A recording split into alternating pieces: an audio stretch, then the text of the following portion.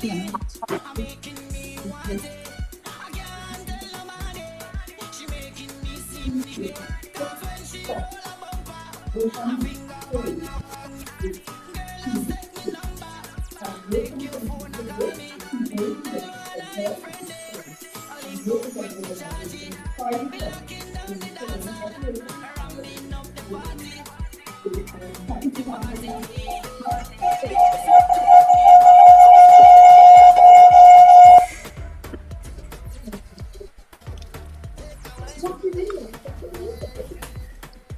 can't see everybody?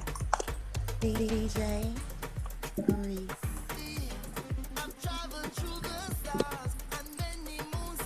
Let me try this or something. Oh, you have to scroll. You have to swipe. All right.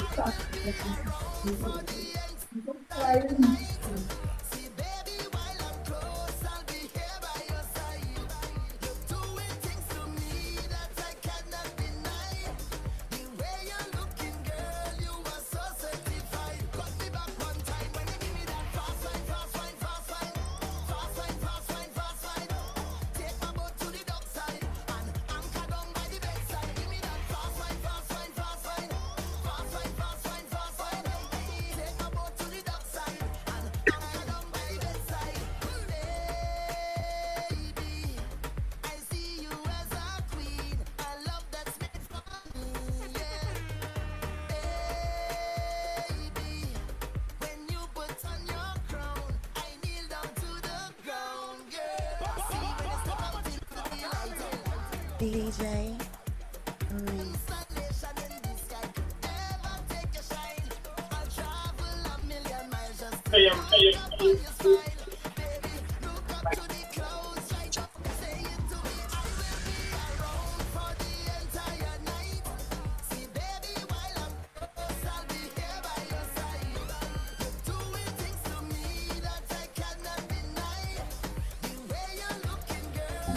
Continue to love me back.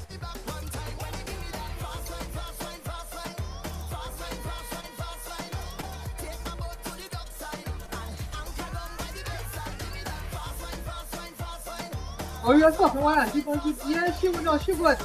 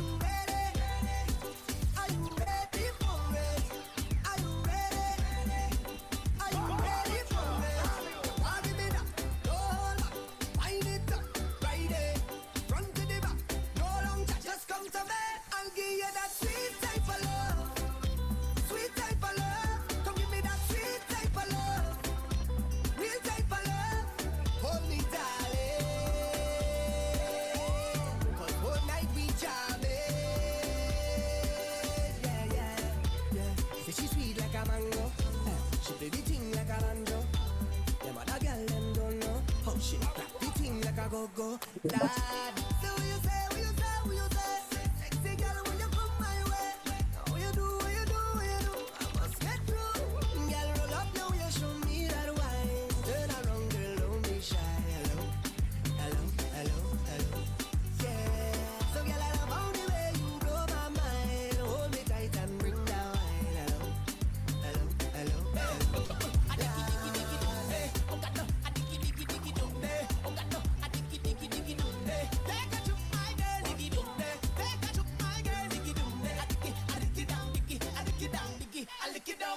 she ball up, hey yo, give me a lot that I rate you. Sing it out, hey yo, Lord, your bad, your bad, your bad. She sing it out, hey yo, when you push it back, I rate you.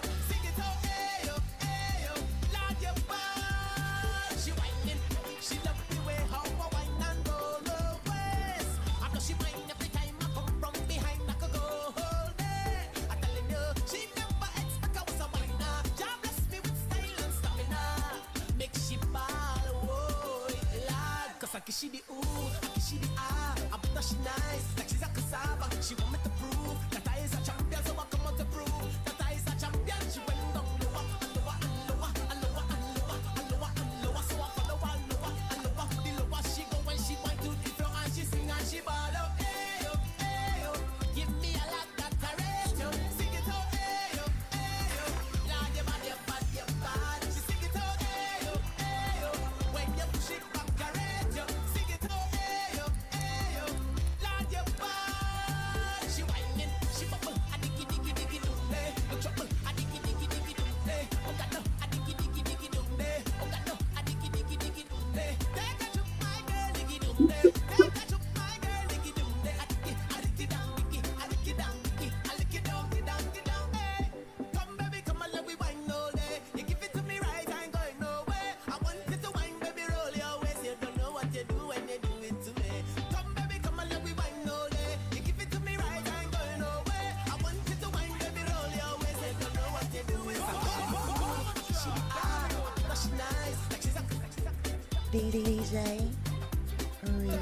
that I is a champion. She went down lower, and lower, and lower, and lower, and lower, and lower. I So I will follow her someday. lower, the lower she go when she went to the floor and she sing and she ball out. Hit the thing kaya, mash up the plate and go start fire. Oh Lord, hit the thing kaya, mash up the stage and go retire.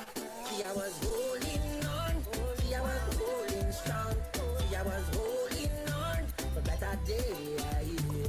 See I was holding on, see I was going strong, see I was holding on for better day. Road is rocky, but I'm strong. People wanna hold you down. That is all a part of it. Realization on my destination. I don't have no time to stray. Yeah, I had this thing from birth. My mother tell me already. I got this thing from earth. Mother nature beautiful. I got to wake up deep. Hello, everyone. Welcome, welcome, welcome. I hope you can hear me, you can see me and see each other. We are at 52 folks who are part of this Cultural Voices Summit tonight, and I'm so excited. We have our co-hosts, Tamika Atkins and Bernadine Byer, present with us, and I'm going to actually ask Miss Byer if you could, while Tamika is adjusting the video on her device, if you would begin by welcoming us. Absolutely. Hello, everyone, and welcome to the Cultural Voices Summit. I am so excited for this evening's event, and thank you for being here. My name is Bernadine Byer, and I'm the president of the board of directors of Our Turn. Our Turn is actually one of the organizations that's co-hosting this evening's event. We are also based in Atlanta, and our mission is to enable a safe center of knowledge for Black women that nurtures leadership, wellness, and research through resources, educational experiences, events and activities, and services. Like Tamika, I too am from Trinidad and Tobago. I was born in San Fernando and spent periods of time in Mount Lambert and Samoa area. I was raised in a woman-centered household, and many of my friends and neighbors' household was similar to mine. So I know what strong Black women look like. As a child, if you had asked me, I would have said their jobs were to feed me and send me to school. But as an adult, I have understood the strength and the courage and the resilience that it took for them to survive and the challenges that they faced. So today I'm very, very thankful to welcome a group of strong Black women, strong women of color from Trinidad, who will be part and will feature in tonight's event. Thank you all for joining us. And I'd like to turn it over to Ise Cosette Diaz, who is one of the lead summit organizers, and she will let you know what the schedule of program will be for tonight. Ise? Thank you so much, Ms. Byers. So happy to have you with us and so happy to be in the presence of all these wonderful people who are based in Trinidad and Tobago. My name is Issa Cosette Diaz. Before I start though, I want to see if Tamika, I just noticed that she was able to get back in, wants to share, because this is important work that she's helped put together and I really want to give her her moment. But 1 second, please.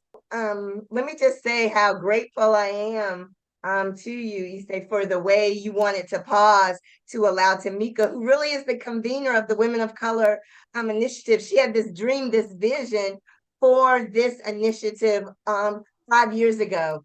And hearing from her is so important to all of us. And we want her voice in the room if we can. I know we want to accomplish a lot tonight, and we will. But I also think it's so important for us to give honor where honor is due. And without Tamika, we wouldn't be at this place. So if we could just give 1 more minute to see if we could work it out.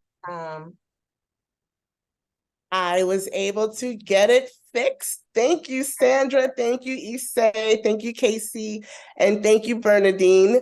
Thank you, everyone who was on the call, for your patience. Hello, good evening. My name is Tamika Atkins. I'm the Executive Director of Pro Georgia, and I'm the convener of the Women of Color Initiative. We are based in Atlanta, Georgia, and we are supporting the women of color in leadership and policymaking, both here and abroad. I want to, with a very warm welcome you all to our Cultural Voices Summit. This year, we are featuring women of color from Trinidad and Tobago, my place of birth. It is very essential for me and for other women of color to connect locally and internationally, because we just have so much experience, so much culture, so much history to share and learn with each other.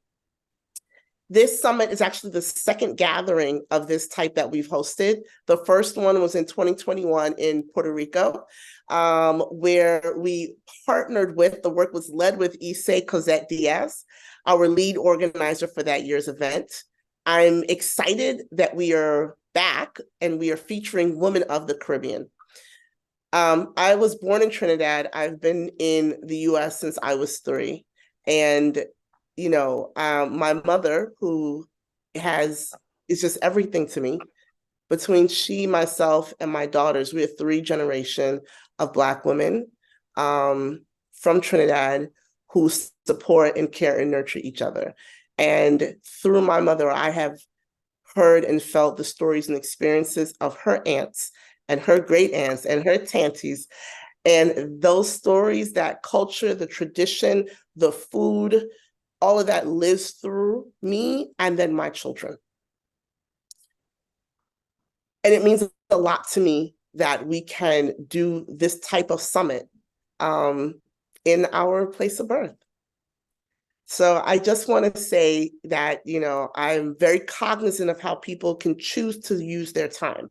And you all in Trinidad are choosing to use your time to be a participant in this summit, and I thank you. I am going to turn it back over to Bernadine, our co-host Bernadine Beyer, representing our turn.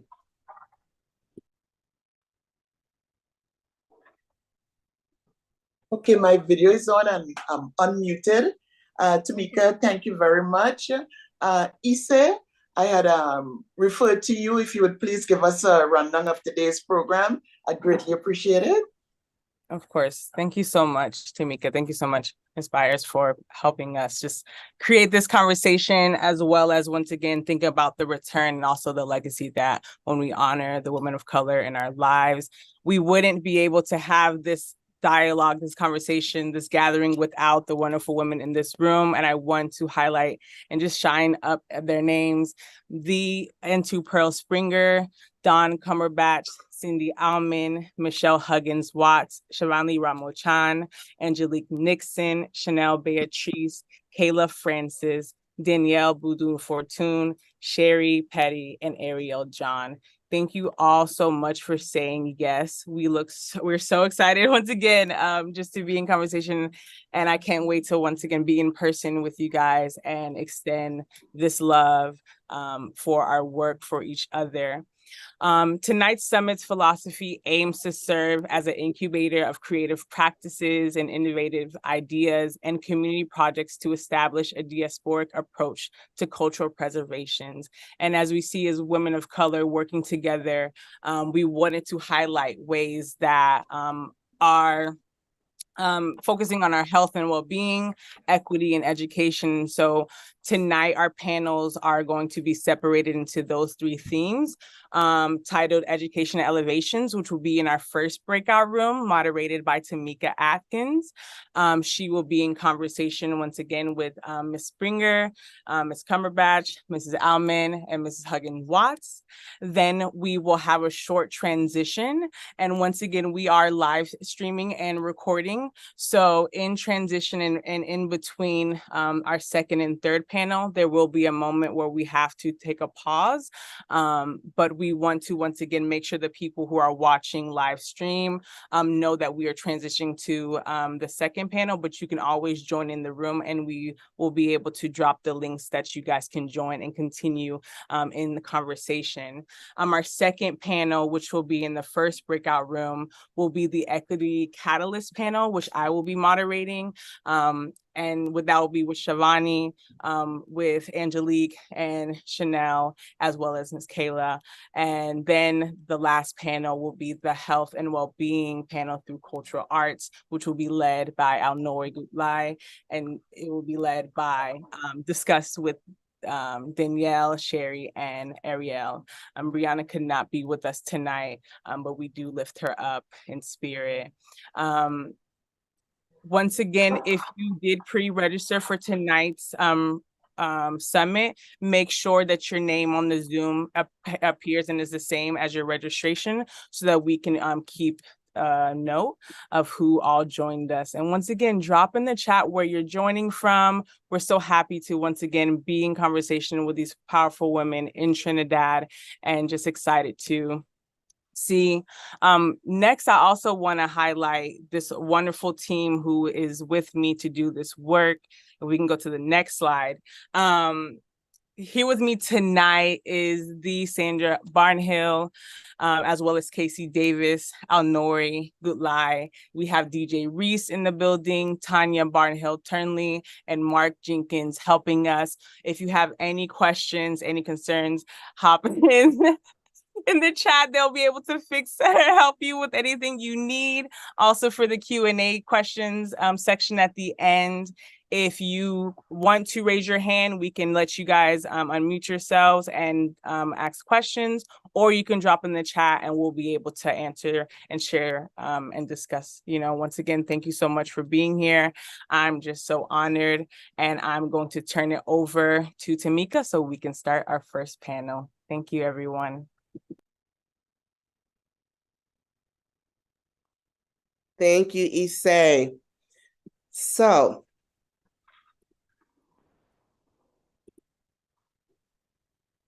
So our first panel today, we want to talk about how do we elevate education.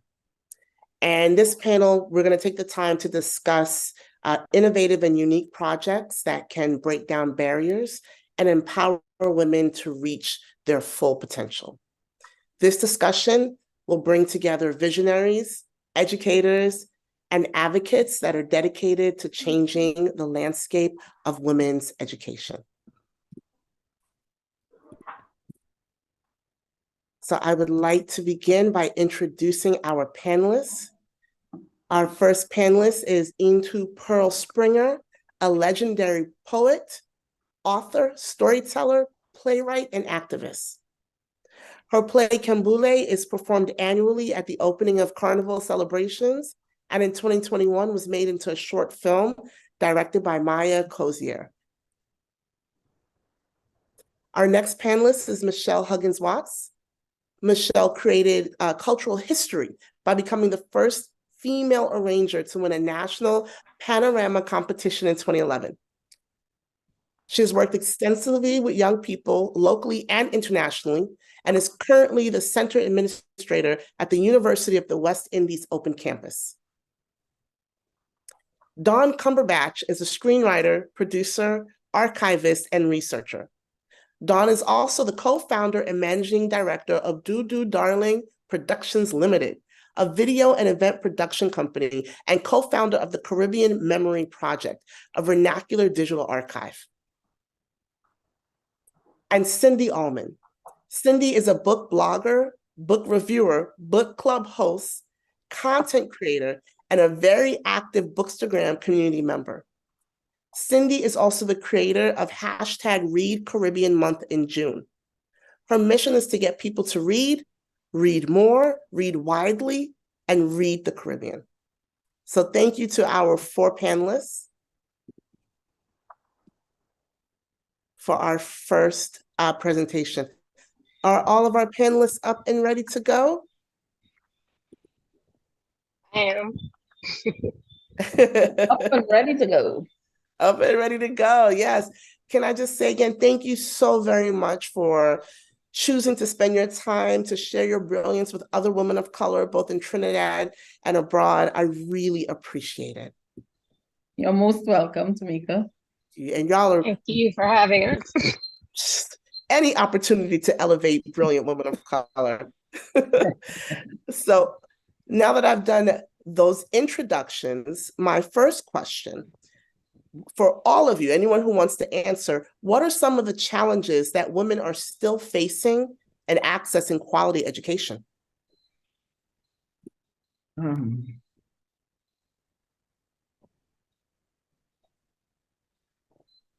Dawn, would you like to go first? Sure. I think there's a lot of apathy with regard to education that's, put on women. It's a burden that women have all of these other responsibilities, So, of course, that ties into gender norms, gender roles, the expectations of families, both, child rearing, caregiving for parents as they age. A lot of that falls on women so that they tend to end up just giving up. And I feel like that is a very, very big issue that's not necessarily acknowledged. And of course, financial constraints. Here in Trinidad specifically, we were fortunate over the last, 2 decades or so to have had a lot of support. We have free universal education, and that included for a long time tertiary education. It's been pulled back a little, obviously, with the financial challenges related to COVID and so on. But the financial challenges beyond tuition, it's not just about paying for school. Education is such a holistic experience, and it's an experience. It's not just something you do. It's all encompassing. And coming out of that, there's this kind of silo mentality. We go into our primary or elementary school and we have this number of subjects. Secondary school, it's the same thing. It's just, nothing is related. And we often, and from childhood, there's no reflection encouraged, I feel. We are burdened with a lot of information, that we're expected to retain and regurgitate to pass exams, but there's no why. Why do we have to know this stuff? Do we have to know it in this particular way? You know? And so those are just a few of my thoughts on that particular topic. I absolutely agree. I think when Dawn touched on the financial aspect of it, I know Trinidad is very blessed. I'm originally from Jamaica, and paying for secondary and tertiary education, you have to pay for it. So when I came to Trinidad and I found out that it's actually free, I found that it was just amazing. But even with it being free, as she said, there's a lot of things that go into it. Like there's a mental support. Can your parents help you through what you're going through? Do they even understand what you're studying? And it's like, instead of studying the arts, can you study something that's actually going to pay off? And what does that look like? What does payoff actually looks like? And I feel like sometimes we're just burdened with just the wrong things, because even though we're going to school, there's just so many other things to think about. Getting to school, there's a whole drama of how do we reach, and that in itself is a mental game in and of itself. So there's just so many things that, yes, the education is free, but there's just so many other barriers that's there that can hold a lot of people back. Thank you. Michelle, can I ask you, what kind of resources do you think would be helpful?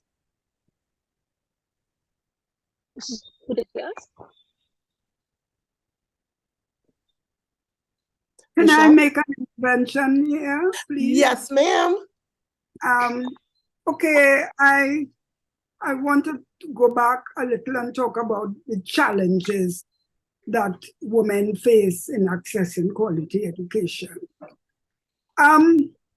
We have a colonial education system which does not recognize the history, the culture of African people and African women. And that is the first thing. What do we teach? What is the relevance of the education system to the life that we are living? What is its relevance? History is not taught. Okay, there in the schools, there is no sex education in the schools. So a lot of our women and girls don't know their bodies. There is no kind of in the school system where through sex education, through counselors, you get a sense of who you are and a sense of belonging and the road to excellence. Let me just talk about, I'm a poet, that's what I do. And in one of my poems, I talk about my education system. I got the best of the colonial education. I got an exhibition in those days where there were only a few scholarships. But in one of my poems, I say, my mama used to tell me, girl, all them books you like to read, and go fill no man belly or feed your family. True, you have to take education, but learn to cook good too. So it's the whole thing of no matter how educated you are, how accomplished you are, your role as nurturer is babe, I got it. an important one. Yeah? So Okay, those are some of my thoughts on the challenges in the education system. What do you teach? What is the relevance? The weight of nurturance on the Black woman as burden bearer of the race, and the fact that you are not taught your history. You do not know your heroes, your sheroes, and the weight of nurturance on you, despite whatever you may accomplish educationally. So I would like to chime in now. Right. So we've discussed the issue of the gender inequality and so on, the socioeconomic barriers, There's also, safety concerns in many parts of the world. Women and girls face safety and security risks that can deter them from pursuing education. This would include threats of gender bias, violence, and harassment, discrimination with educational institutions, that sort of thing. And it is important to address these challenges and work towards creating inclusive and equitable educational opportunities for women.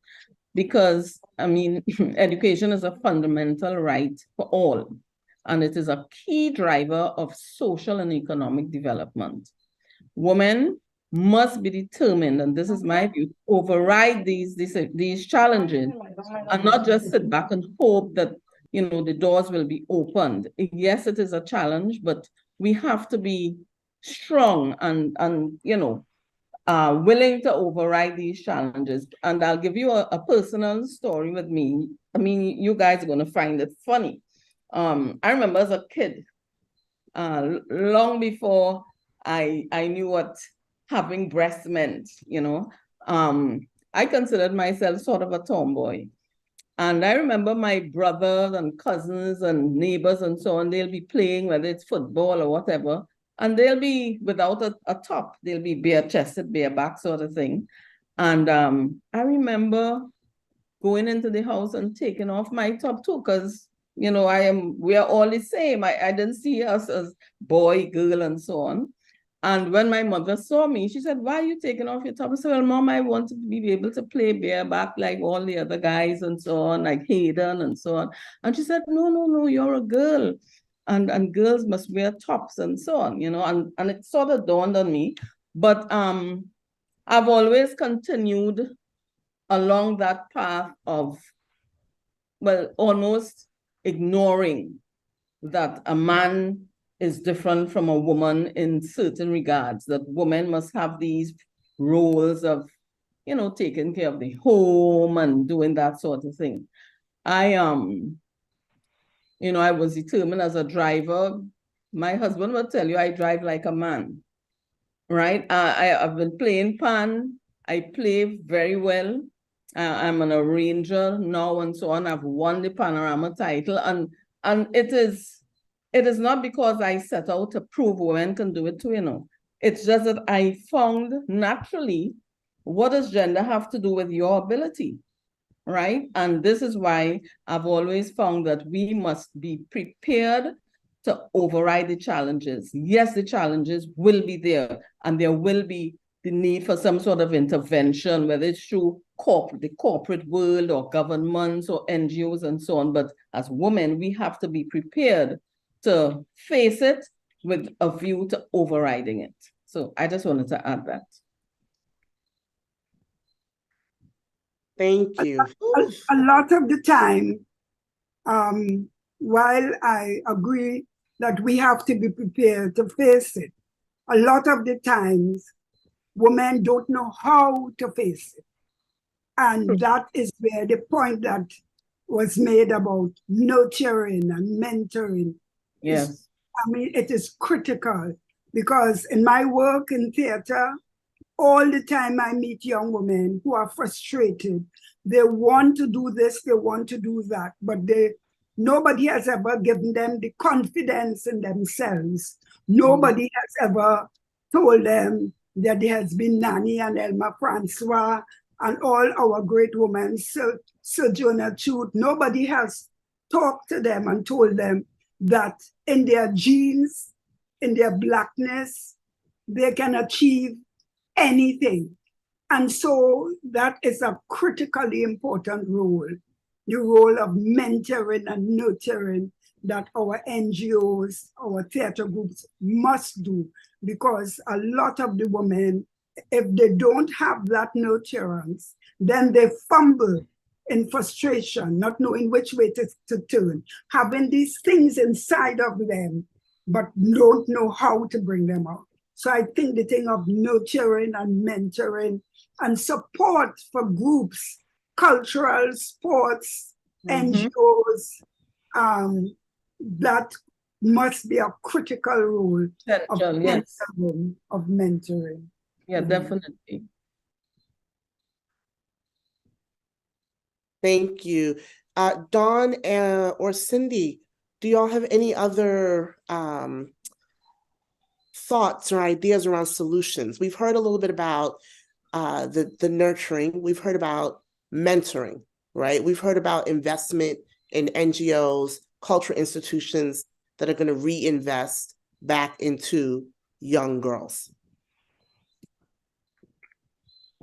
Well, to me, I think establishing community at an early age, beyond the birthday party, everybody goes to a birthday party once a month as a child, right? But beyond the conviviality, we have to create ways that children connect, young women and boys connect and coalesce around an idea, and we have different communities, and it should be led by the children so that their curiosity, takes form. I think we impose, as adults, we impose a lot of our desires, a lot of our wishes on children. So in addition to, as Ms. Springer said, trying to exist in the colonial straitjacket of an education system, they're also combating, the burdens or trying to, bring to fruition the dreams of their parents, and the parents' aspirations, while their own aspirations are never ventilated, never explored. We put them through this ringer of an exam at a very early age, and then again at the end of the teen years. And I mean, it's not working. There's no reflection. So I feel like community provides a space for that. After you sit that secondary entrance assessment, everybody is scattershot and you go home for, or you go to school for a couple more weeks and, you talk about it, but there's no structured discussion. How was it for you? What was your experience? What would you do differently if you were in charge of this system? We still are stuck in this idea that, children should be seen and not heard.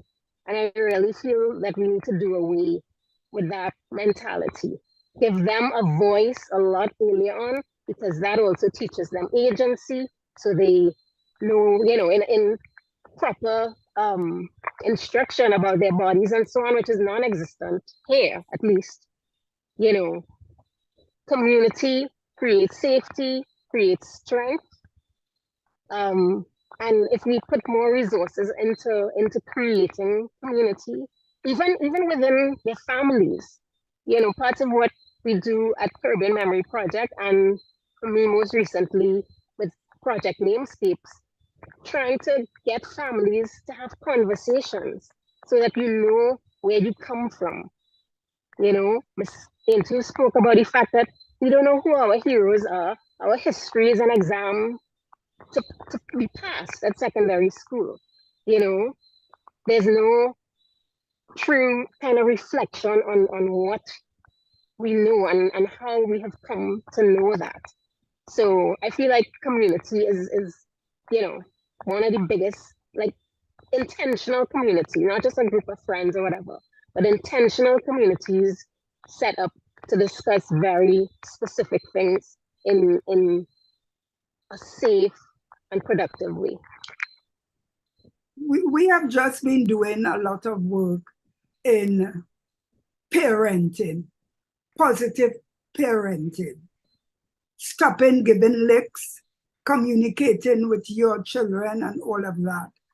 And I raised in one of the fora, a big public fora, I raised the question of sex education. And one of the barriers to that is that the Christian churches who run a lot of the schools do not want to have sex education. And that caused a big upset when I raised that thing.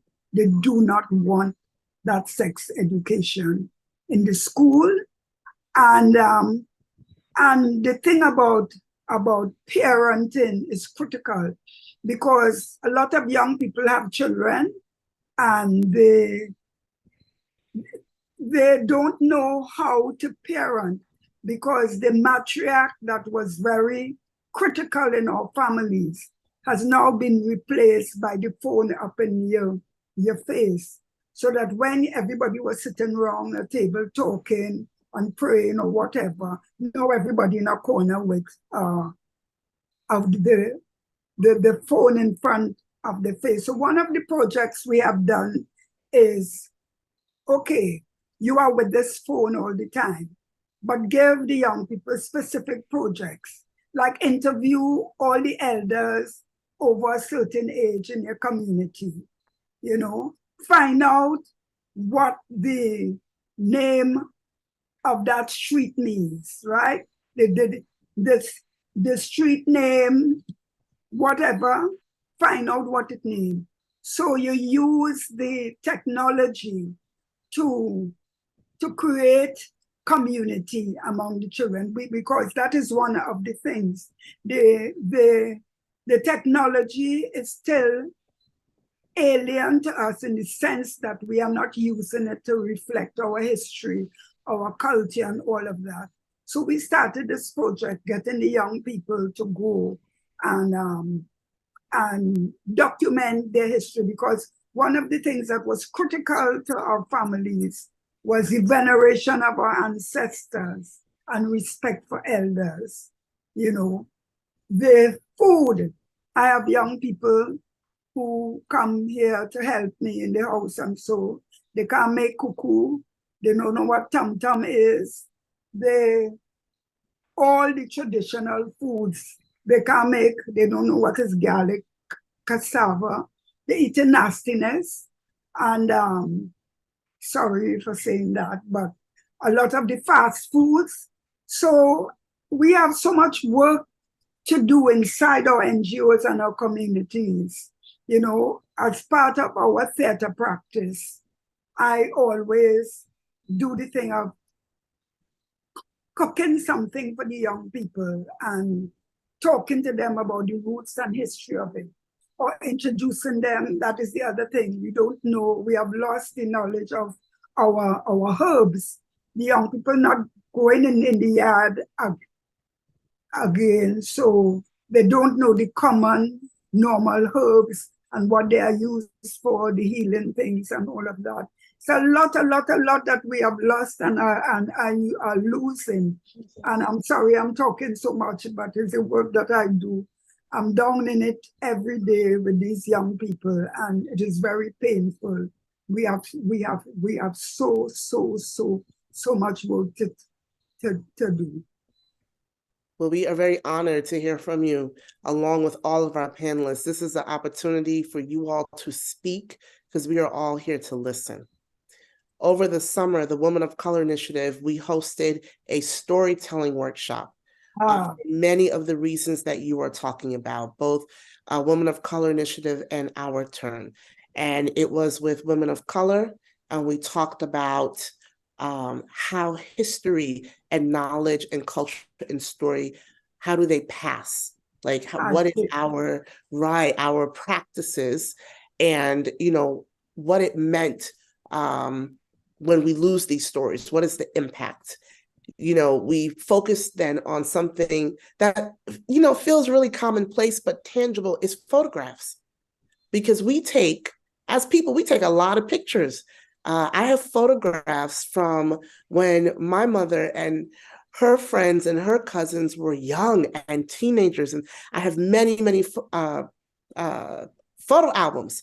I don't know if people are still making photo albums, but we went through a training about how to document to the best of your ability who's in this photo, what is the story, right? So that generations from now, people can look at this photo, flip it over, and have some point of reference, right? So there's this verbal storytelling, and then there's really making good use of the photos that we're already taking to connect them to people and to fix those people in a specific time. But I wanted to share that, because this resonates, the storytelling. It's critical. It's critical. I have a Facebook page, if you go on it under my name, where I do a whole lot of stories. I've created a whole sort of new world Anansi stories, because, you know, Anansi has been demonized by colonial education and made to be a drifter, a selfish, a trickster, and all of that. But Anansi is the god of wisdom of the Akan people. And he uses his trickster skills to help us get out of slavery. And so, I mean, just that simple thing, you know, the Laja Bless, that is one of our folk characters. The Laja Bless has her foot turned back. She has a long, long dress. You could hardly see her face, but you think she's beautiful. So you run after her, and then you get thrown down in a precipice. All of them have lessons, deep, deep lessons. And we learned our culture, we learned our behaviors from our stories and our folk characters. Don't start me talking. After this, I have not heard Laja Bless in a while. I had older cousins that would tell me all the scary stories. And that is still a way of storytelling. Now, I do back to hear some more stories. Right. Before we go to the advice question, I actually want to pause for a second and see, does anyone in our audience have questions that they want to ask of this brilliant panel? You can either unmute yourself or you can raise your hand.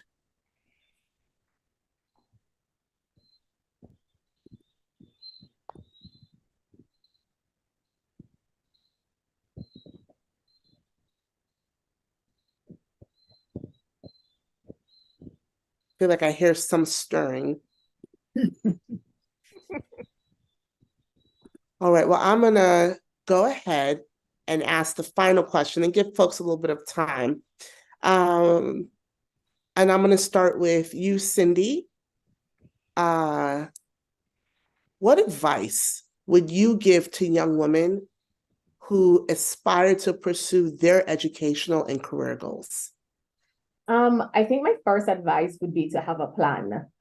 They say without a plan, the people, I guess, fail for lack of vision. And that's one thing I always say. What are your plans? What are your goals? Write it down, because if you don't write it down, it is not real. So I'm always that one person is like, what are your plans for the month, for the quarter, for the year, for the next 5 years? Do your research, like ask all the questions. If there is a specific field that you're interested in, I would say do all your research. Who is the top thought leader in that field? What can you learn from them? What are they doing wrong? What they're doing right? Look at their journey and see what you could learn from there. I would also say read widely, like reading and getting as much information. It will never steer you wrong. Like having all the information and remaining curious. Like I feel like sometimes we have the answers, we're on the right path, but our curiosity kinds of wane. And I feel like once we're remaining curious, we're open, we're always looking for new ways to like do different things. That is important. So it all starts with having a plan, because if you don't know where you're going, or if you have no idea where you want to go, how are you going to get there? But also remain curious. Yes, thank you. Michelle, any advice? Quite a few. Well, I would agree with Cindy. Set clear goals so that you can define your educational career aspirations and so on. Very important, believe in yourself. Have confidence in your own abilities and believe that you have the potential to succeed. If you don't have that self-belief, it makes the journey a bit more of a challenge. So embrace your strengths, be resilient in the face of challenges and setbacks. And also, surround yourself with positive influences and seek support from mentors. As Ms. Springer said a while ago, mentorship is critical. So, there's nothing better than seeing someone learning their journey and interacting with them, and it inspires you as an individual. Also seek knowledge and skills. Be proactive in seeking the resources, courses, workshops, internships that can enhance your learning and to help you develop the necessary skills for whatever field you have chosen. Also network. I mean, networking is a big deal now. So network and build relationships with professionals, mentors, peers, etc.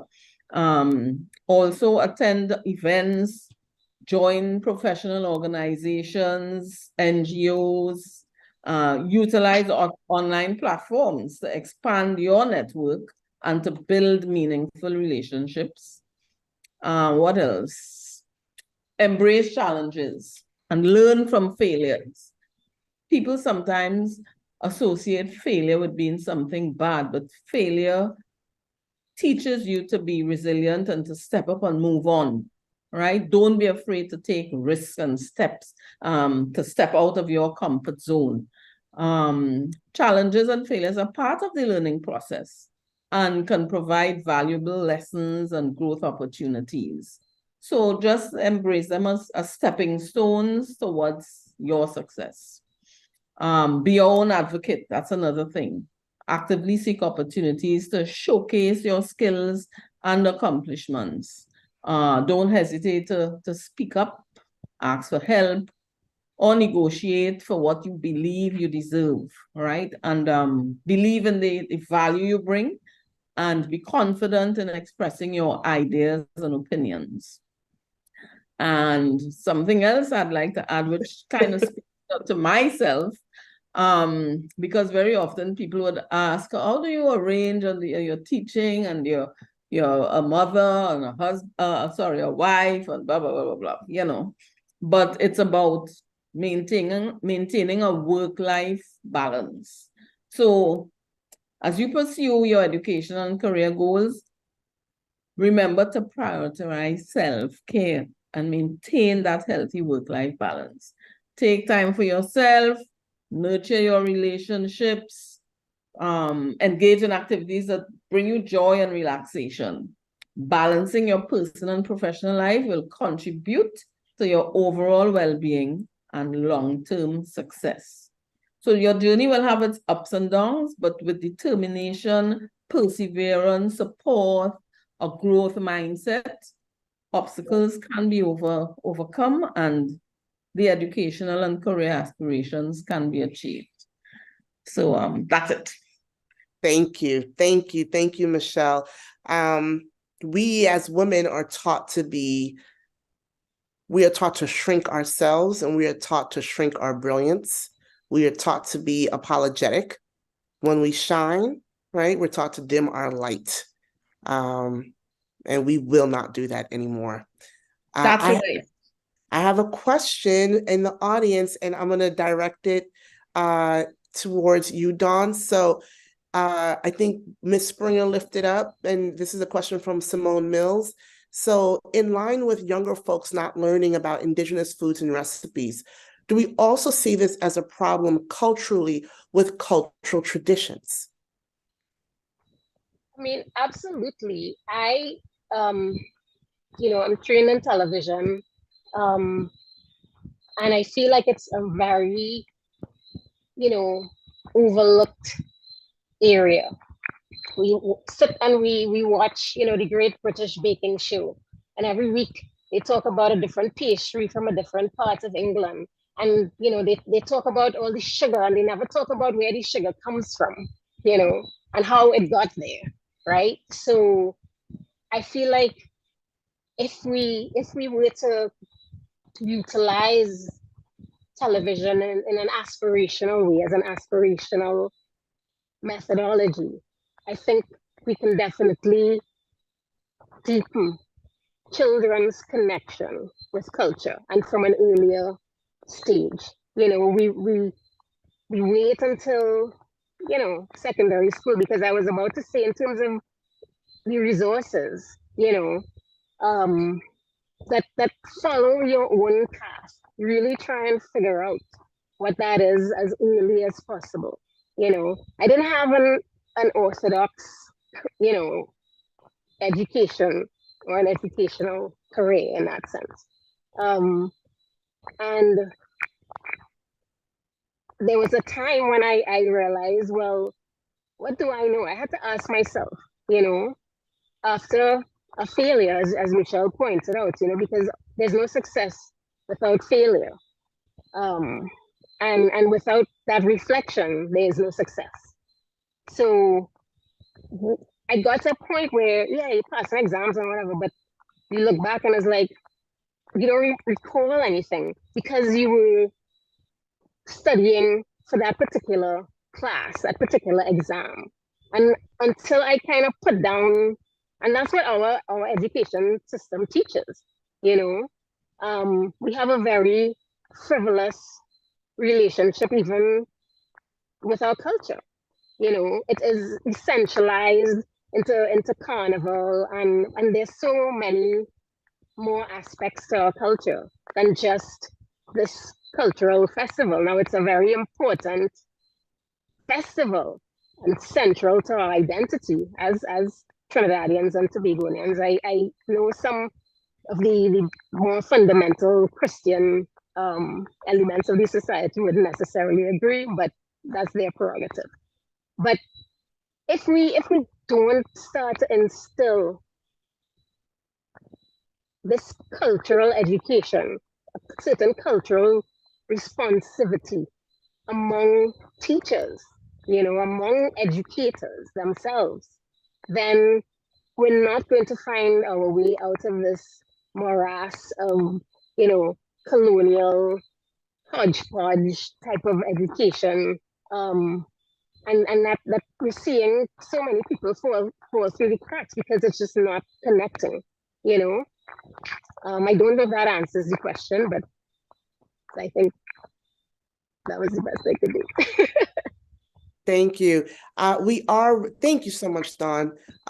We are running a little short on time. We do have one last question that I would like to ask on behalf of Simone Lead. Women need support systems, and often women are the family support system, but there isn't that same support for women. I believe multiple panelists referenced this. A woman who wants to pursue education needs help with childcare, house care, and just free time. So how can women with little resources get support?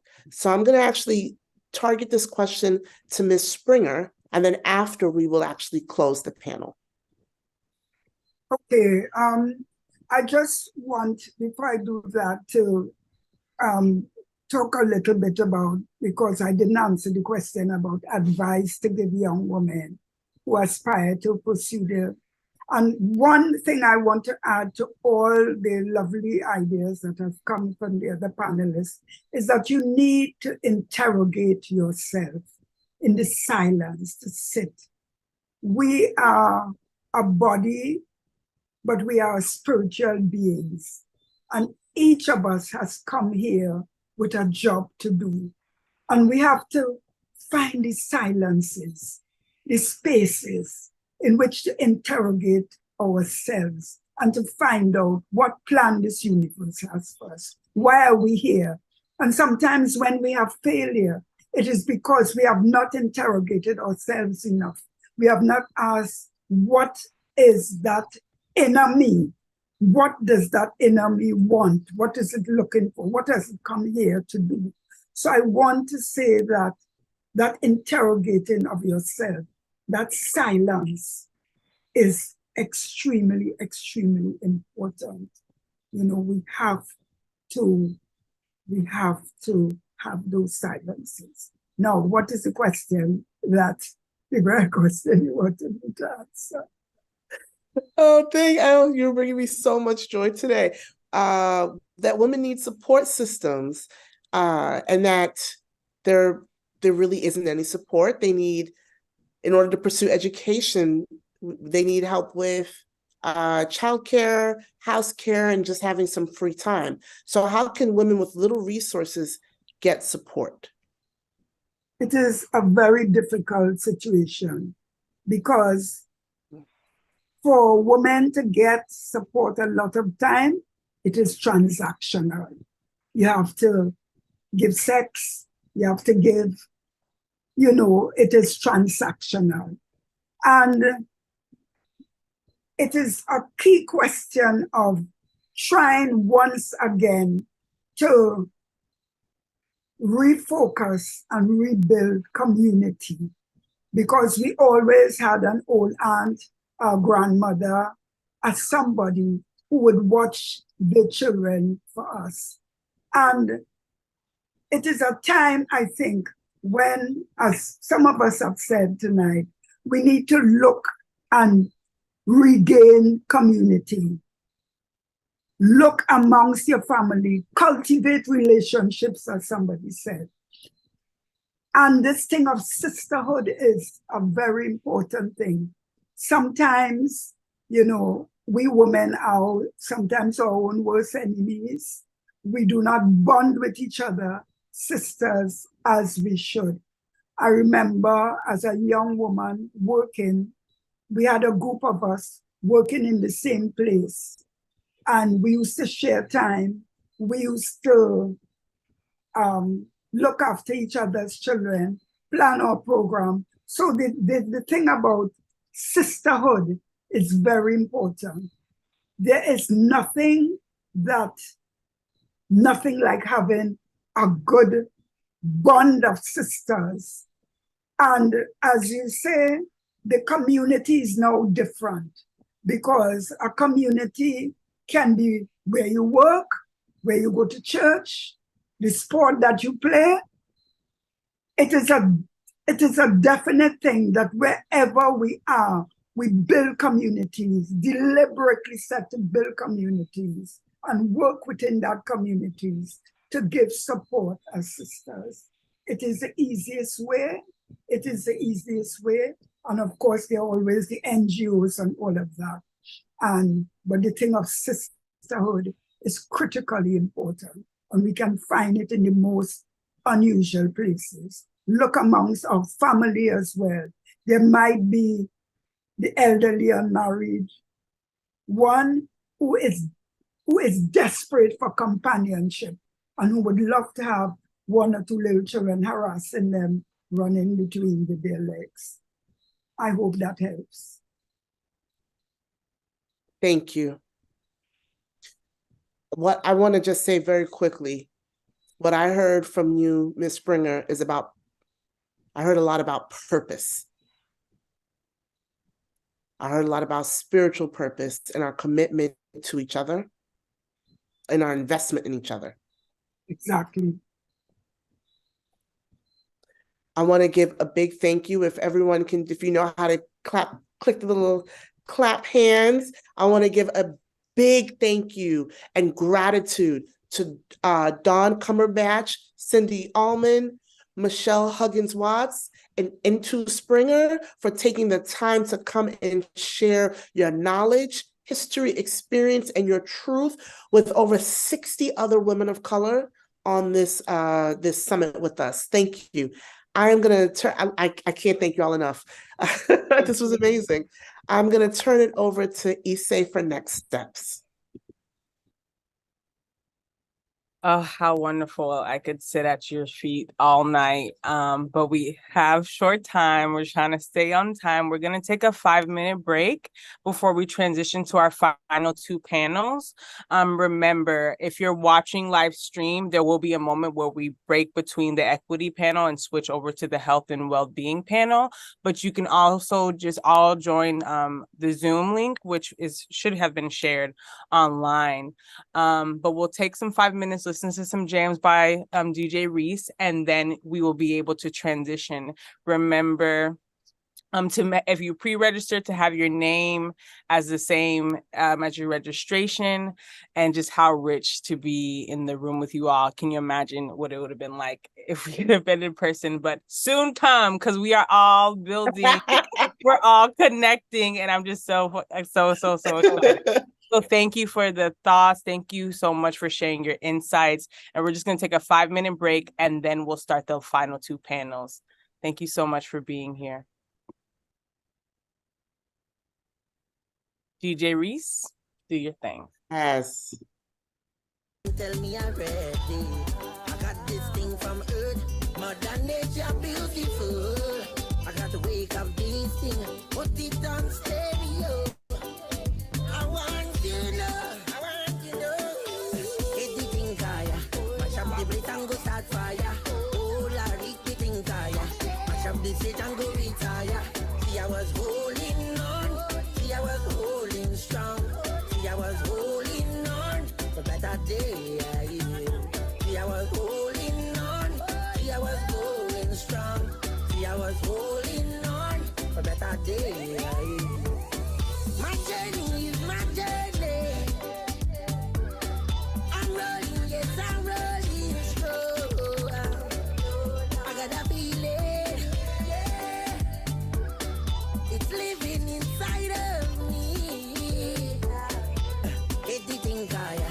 Mash up the plate and go start fire. Oh, Lord, hit the thing, Kaya. Mash up the plate and go retire. Everybody drinking. Hey, hey. Who cares what they're thinking? Hey, hey. Spiff.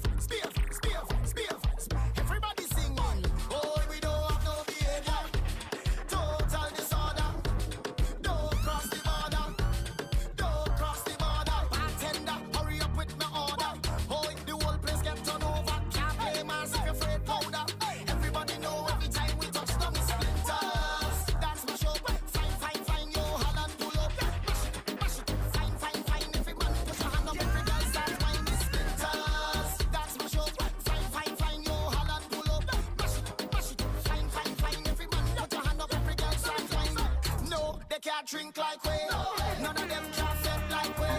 Can't have dinner. How you doing? Full of stamina, full of bounce like we. Fights up for the time that we reach. Drinks up, now the madness release. We having a good time. We don't have no time for bad mind. Disorder. Don't cross the border. Don't cross the border. Bartender, hurry up with my order. Oh, the whole place get turned over. Can't play mass if you're afraid powder. Everybody know every time we touch them splinters. That's my show. Fine, yo, Holland pull up. Mash it. Fine, every man put your hand up. Every girl start whining splinters. That's my show. Fine, yo, Holland pull up. Mash it. Fine, every man put your hand up. Every girl start whining. Do dig no scene if a drunk and thing.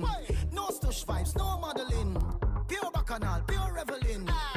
Every girl just start to ain't Panaman, no look back at him. Hold on, selector, pull it up again. Lost my friend, them I can't find them, but that ain't nothing. I still singing the anthem. Oh, we don't have no behavior. No, don't have no behavior. Right now, just fine like water.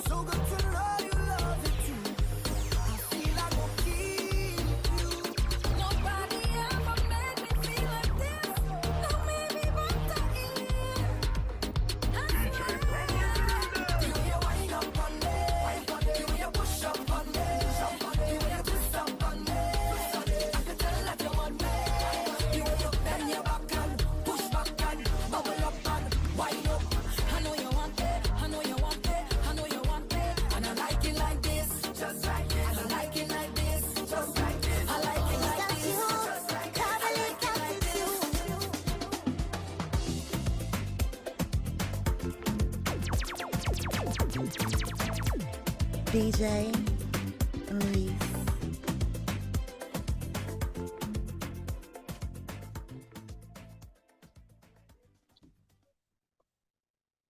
Everybody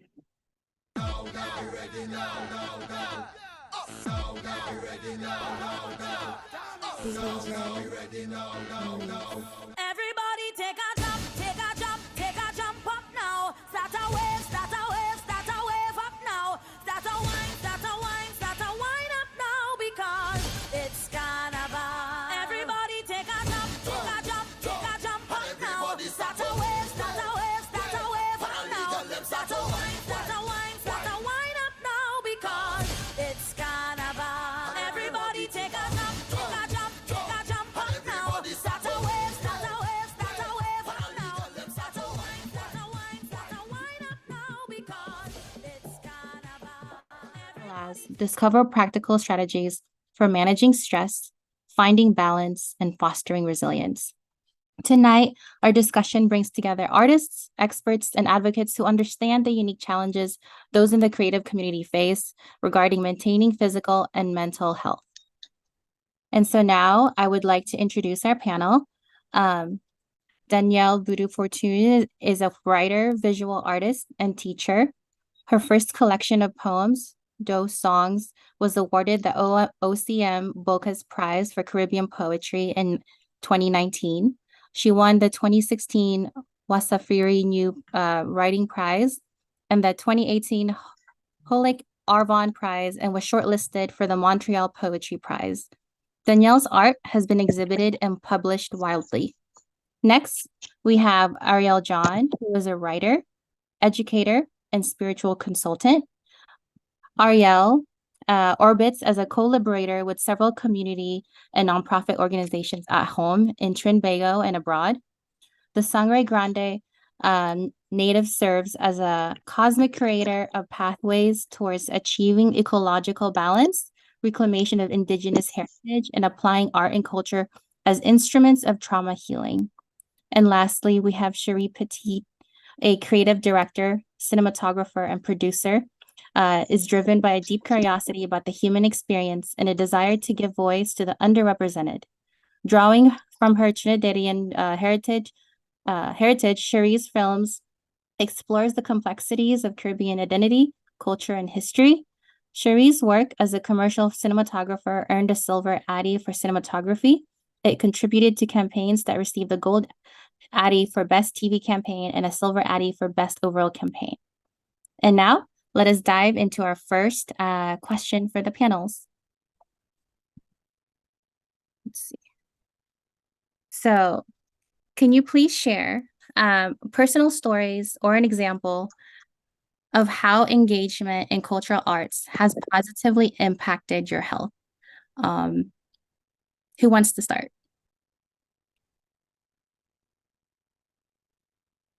I'll go with Danielle. It's like school. Hi, everyone. I think the only way I could begin to answer this is by sharing something very personal. Since childhood, I've struggled with severe anxiety. It's affected my whole life, from school to how I work, how I move through the world, and how I meet people.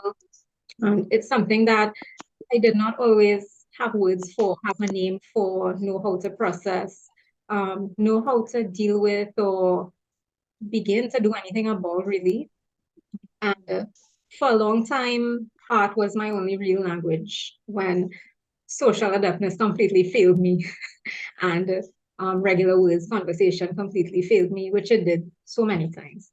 And art, not just art as in the output of art, but creating art, living creatively, giving myself over to art is something that I could always depend on. It's something that was always felt like my true language.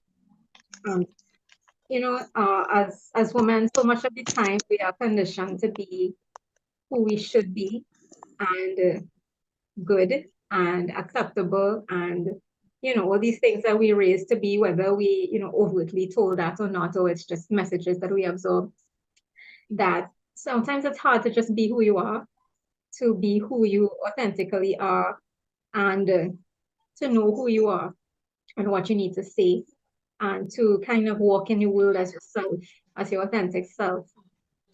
So for a long time, art was the only way I could do this, could be in the world as myself.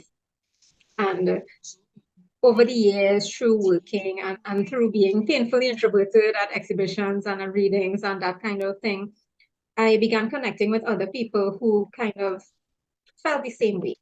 And there was this moment of, yes, I see you, that's me too, and this is something that a connection that would have never been made in just regular conversation. You don't just walk up to people and be like, you look super awkward. You seem like you're having a hard time. So yeah, art became, I'm just kind of being really open about my practice and how I work and that kind of thing. Just kind of putting it all out there through my work became a way of connecting with people in an authentic way. And that's something I struggled with for a very long time. And connecting with myself too, beyond just the dust of everyday life, the things we do, just the little things. And, I recognize now that art has helped me to heal from so many things. Not just the output, which can be a huge struggle with, social media and everything being output focused, but the process, giving myself over to the process and learning to walk in my purpose and kind of through my practice, kind of becoming engaged in like a deeper relationship with place, with where I live, with culture, with landscape, with motherhood, with spirits and all these little things.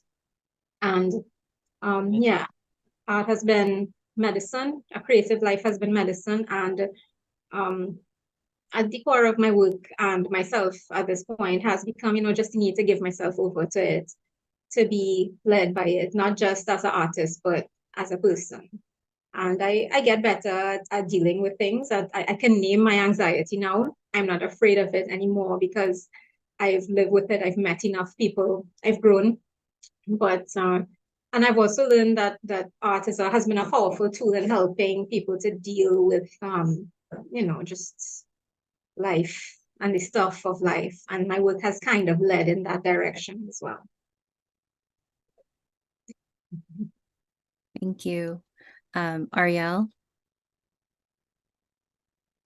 Good evening, everyone. And gratitude for being here this evening with all these beautiful energies in one space. I could just hear my daughter waking up from her nap. Anyway, it is an honor to share space with Daniel and Shari, because when I think about art, yes, we're speaking about cultural arts as practitioners and as creators of the thing, but also now I'm thinking about how I've been affected by both Daniel's and Shari's work as well. The moments, the quiet, intimate moments I've had with their artwork, with their film, with their paintings, with their cards, and how those things have impacted me as well. And all that is to say, I'm just in a lot of gratitude right now for this. Their healing, their work as healers, their work as how they've influenced my mind, my ability to think in certain directions, certain healing directions. That being said, for me, as a practitioner now, because I mostly dabble in the literary world, in the world of writing, I like to think about metaphor. I like to think about the etymology of metaphor, metaphora, which has to do with carriage, transportation, which has to do with transference. You're transferring the meaning of one thing to another. And often moving that meaning makes the thing more accessible to the eyes, accessible to the mind. It makes it more gentle. It makes it less sharp. It makes it in such a way that you're able to examine, to hold, to sit with. And for me, creating work specifically with personal narrative has allowed me to take some distance, from being a trauma survivor, to take some distance from the family secrets, to take some distance from whatever is painful or hurtful, and really kind of transmute that into something that is that has liberatory power, not just for myself, but whoever is engaging with it in the same way that I would have engaged with work from Daniel and Shari, right? In a wider sense, I like to think of my own healing as also I'm not walking alone at any given point. I'm surrounded by community. I'm surrounded by the people that literally put me on this planet, the people who I came through, the bloodlines that have brought me to this moment. And so I think about anytime I have put work in the public domain, I remember as a teenager specifically, somebody asked my mother one time, you don't be concerned with Ariel talking out all of your business in public. And of course, as the artist, I'm able to say, well, who's to say I'm telling the whole truth? You know, I have artistic license to do certain things. But really and truly, I remember there was a one-woman show that I was performing, and my parents decided to sit out of view of like the audience. They sat in the darkest corner of the theater because they were like, we don't know what this child is going to say, because they've known to expect that from me. They were all right. I took care because at that point, I learned how to be caring in my sharing, in that way. However, in the sense of there is this type of communal healing that I have been in the work of invoking as often as possible, taking those family tropes, those ideas, because it's often we like to think that we're alone and we're encountering these issues, we're encountering these really we're fraught with all of these things, and it's all the way up in our face. And sometimes that recognition that other people have either gone through that exact same thing or some similarity, and are able to find the truth in whatever it is you have to offer. I think for me, I've also helped to bring certain family tensions to the surface so that we could look at it, we could address it, and we could heal it, right? The conversations I've had with my parents, oh, we didn't know that you recognized this as a child, or we didn't know that you felt that way about something. Aunties and uncles, coming in with questions is like, oh, like, just having a certain perspective of how, perhaps how I grew up, for example, bringing that out, teasing that out into a wider space, and then saying, all right, let's look at this thing and let's sit with it and see what questions and answers we're able to retrieve from it. I think my healing is as wide as it has been deep in my work as an artist. Thank you. Cherie, you want to add anything? Yeah. Hi, good night. I'm, happy once again to be, sharing this stage with Danielle and Ariel as well. And thank you for having me. And, similar to Danielle and Ariel, I've also had my own, struggles with my own mental health as well. And, had to even be there for certain family members through their own mental health challenges. And for me, growing up, I always, I was always into the arts, but wasn't really sure what the right in was, who to talk to, how to get to that point of doing the things that I want to do in general. And, but I always knew in terms of my happiness, I always had to do something that I genuinely loved. So the longest I ever did anything that wasn't creative, I spent 10 days working at a bookstore and then 2 months working at a financial institution. And both those opportunities were just not fitting for me. I spent a lot of time crying, a lot of times being resentful and just not, enjoying what I was doing. And, that was soon after high school. And from finishing those two jobs, which were pretty close to each other, I found film and, media and photography in general. And I feel a major part of, why I even still, do what I do is because it's something that genuinely makes me happy, something that I, the work that I do and finding, just being curious about the work that I do as well, and helping people in the community that I find when I do these kind of things has definitely helped me throughout, because I used to spend a lot of time acting. I used to be an actor for a really long time. And, even just coming together and talking about ideas and, opening up emotionally, it's more than just reading a script, and it's more than just performing. There is a bond that's formed there, a lot of chemistry that's being formed there, and, strong bonds that I still have today in terms of people who I would have met during the acting years, and then, now transfer over to film. And, a lot of times, even those same people that I work with mention how much even just the community and being in these kind of spaces have helped them in general. And, a lot of the work that I used to do as well was, in terms of acting, had to do with voluntary work. So I used to do a lot of acting with a company called the Mad Company, and a lot of that had to do with, a lot of community work. So we would do a lot of stuff in schools, we would do a lot of stuff in like, homes, and meet a lot of young people who also have a lot of dreams and aspirations for themselves and might not necessarily have the access to know where they need to go to. And also like another thing that I recall from, my days of, auditioning and acting is that, there are certain kind of communities, especially the communities where they were more, it's less about auditioning for something that you're going to come and get paid to do, but more so you come into a space to, like, for example, Best Village. I performed in Best Village before, and I feel like that's something that I didn't have to audition for. And that's something that, I was easily welcomed into, and it felt less intimidating. And I was able to, feel welcomed and have that space to express myself creatively, as opposed to other times where, I might audition for something and not get through because of whatever, because I might not know the right people, or because, they might not be willing to give me a chance past, that barrier. And I feel like having spaces like that where young people, or just people in general, are able to express themselves creatively, definitely saved me a lot, and saved, emotionally supported me a lot throughout my life so far, as a creative person. So, I feel like definitely, being involved in the arts and, being involved in any kind of community with that involves the arts as well, definitely impacted my health in a positive way and continues to do so. And, through my work, I would also hope to continue to do so for other people, even if they just smile because they watch something, or because the information being provided in it is so impactful that they move to, either believe in themselves more, or take action in a certain way, or, explore whatever the film is about. I feel like that's like a major goal of mine, because I know other people's work has done that for me, and also just interacting with other creative and in creative spaces and watching other plays, and, just being able to even know where to go to now that, I am, older as well, has, it continues to be a rewarding experience for me. Thank you all so much for sharing your personal stories. And it was through art where I first was able to be fully honest with myself and other people around me. So thank you.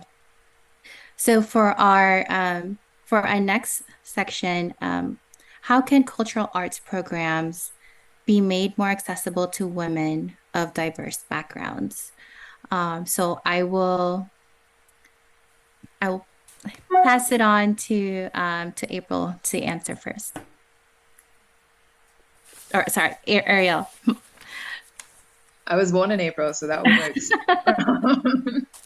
Yeah, so for me, certainly, and I'm actually really happy because I'm seeing more of it everywhere I look. I'm looking at like rural villages actually having more programming, more funding being poured into community events, community programming. And so there seems to be an uptick in that, or maybe that's just the season, I'm not quite sure. But I've been seeing things from Toku, from Brazil, from I think I saw something from Bish recently as well. There are cultural activities and cultural events and cultural programs happening in remote areas. And for me, having been born and raised in, well, it's not very remote anymore. It's all rural. But growing up in what at the time was kind of palmed off as a rural area, having to journey like an hour and a half into Port of Spain to be able to get to events. I was 15 years old performing in Port of Spain on a school night, on a Thursday night, and then having to journey back to Sangre Grande at 10 p.m. to get back to school in Port of Spain the following morning, right? So that was fun. So I'm happy to see that there's a kind of decentralization as far as programming is concerned. That for me is like one of the obvious things that I'm always championing in my head anyway.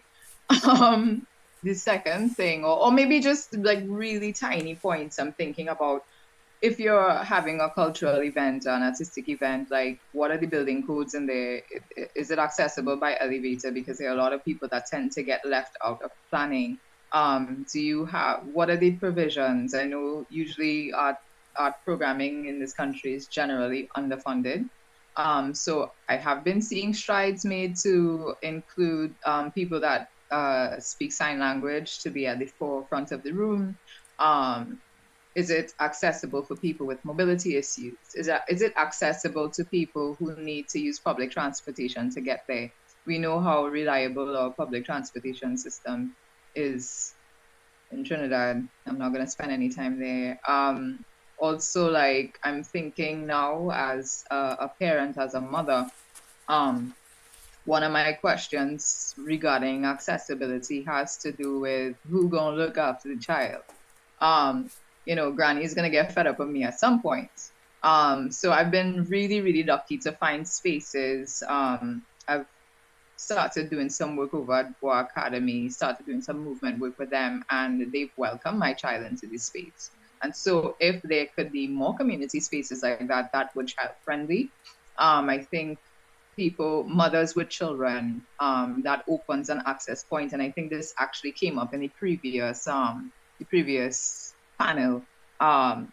How do we then forge and build communities, strong communities, so that that support is there, so that people could do and get involved and do what they want to do, still be active, still create, still, use their talents and abilities to the maximum point.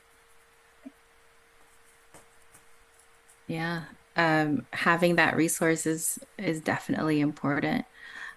Cherie? Hi.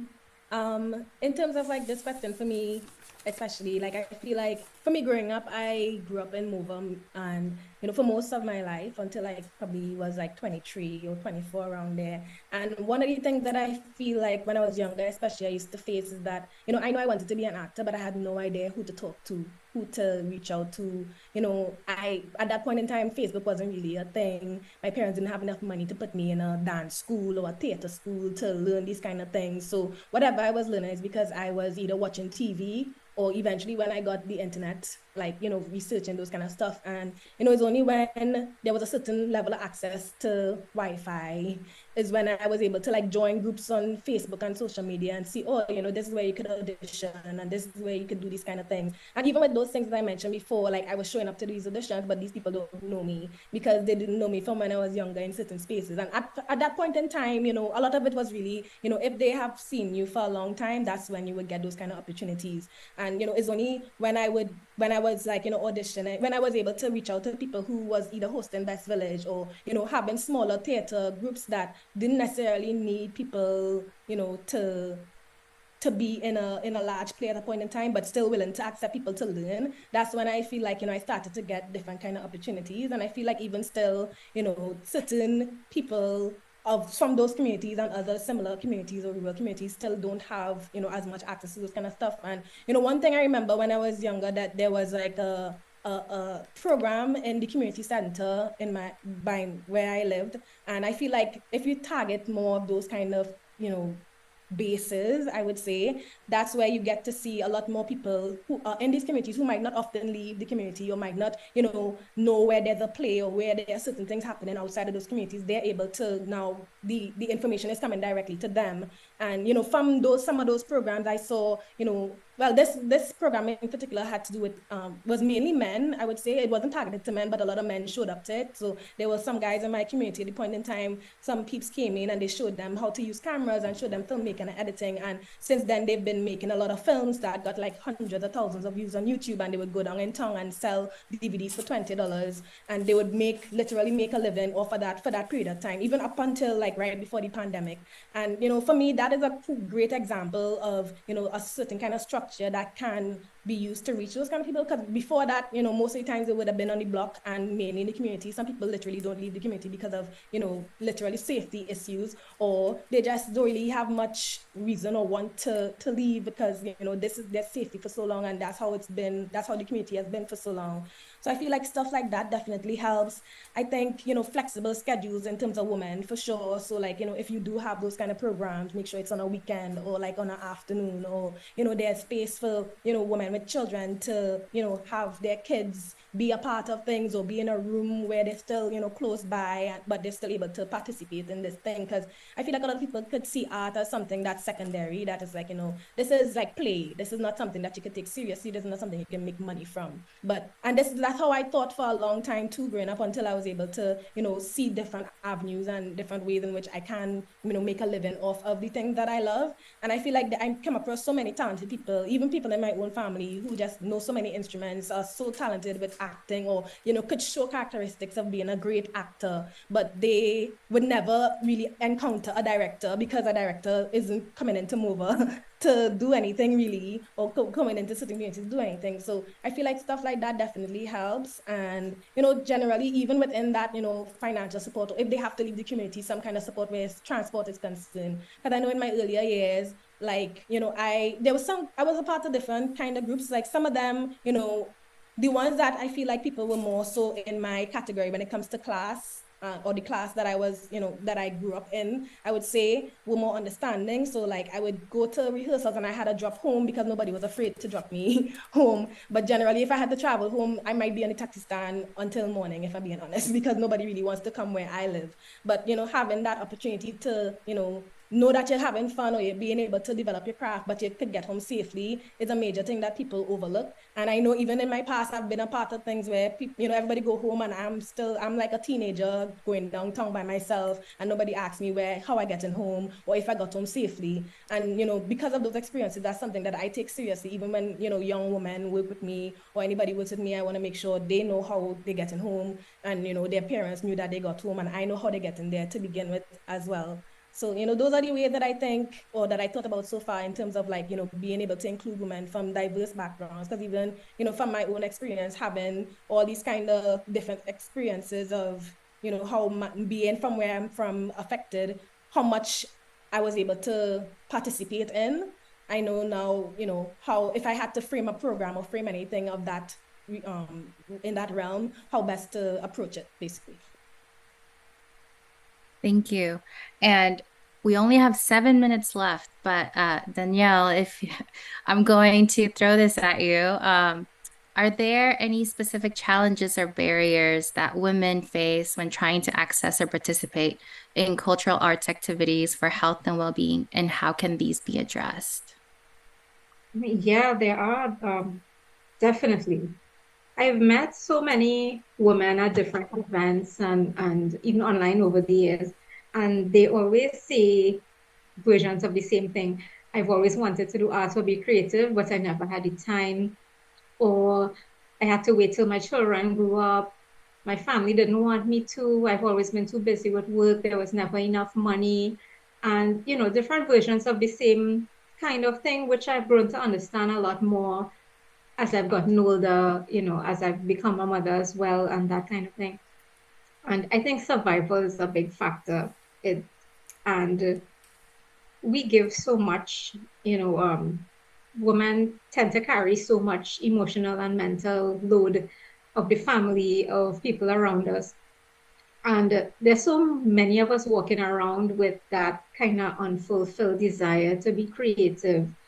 And I think in many ways, creativity is a calling, and it's not just, it's not a hobby. I've heard that so many times, and for me at least, it's not. It's something so much deeper than that, and I could not live without the ability to give myself over to creativity. And so many of us are walking around with that unfulfilled throughout our whole lives, because we have no one to watch the children, we have no one to take over these kinds of responsibilities, and this desire for a rich, lush, creative life. And it's like a stone, the absence of it weighing us down. And so many of us are also walking around with depression and anxiety and different health issues, linked to that kind of emotional weight, and just longing for creative nourishment. Creativity is not just about art, it's a way of living. And I think that definitely, yeah, I just completely lost my train of thought because I got so carried away. But yes, definitely those are obstacles that keep coming up. And I just jumping back to the second question really quickly. There was an experience I had once where I had to turn down a residency, which I had applied for and I was longing for deeply because I could not bring my baby. And these are the different realities that we juggle and that sometimes aren't possible or aren't taken into account when these grants or opportunities are being set up, that these are the realities of many women's lives. We're not able to commit to lengthy courses that take up our days every day, or to go to residencies where we can't carry our children and that kind of thing. And like Ariel said, I'm also from Sangre Grande. There are things I've turned down because I could not get transportation, because I couldn't carry my baby, and that kind of thing. So these are the kind of realities, the things that we have to consider. I think everyone does, but for women specifically, these are things that we do carry with us and need to be taken into account if we are to be able to live fulfilling, creative, nourishing lives. Thank you. So I just got notified we have 5 extra minutes. Ariel or Cherie, do you want to add anything to the last question?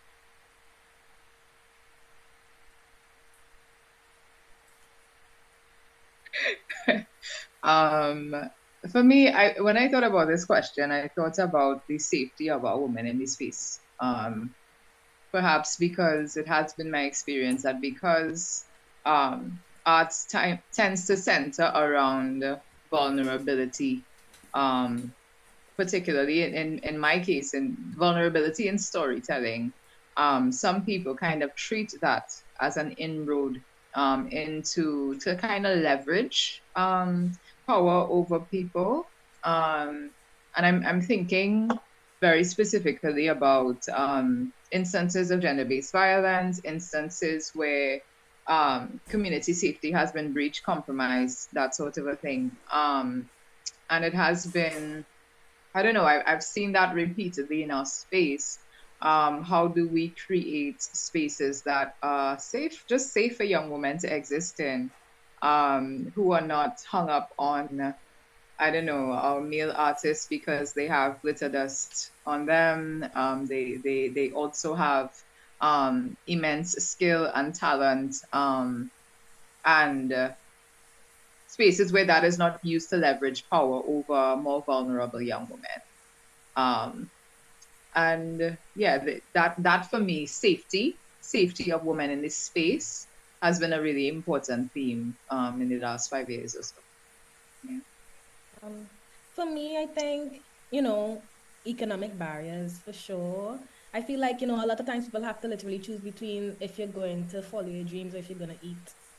So a lot of times you might have to have a job and you're too tired to do anything else. And if you do anything else, you have to make sure that that's something that you can make some money back from it. Because even just leaving your house is money spending. Even you being out, you might have to eat and those kind of stuff too. So hopefully there'll be more. I mean, I've seen opportunities in that could facilitate artists in terms of like different kind of scholarships or sponsorship or residencies and those kind of stuff. But even access to even know that this is something that exists. Like I feel like for myself, even is only in the last couple of years I realized, oh yeah, people literally pay you to fly wherever and just work and do things, and they pay for your housing and they give you food and all this kind of stuff. Like that wasn't even a thought for me even like say 6 years ago, and I've been doing film for 9 years now and acting before that.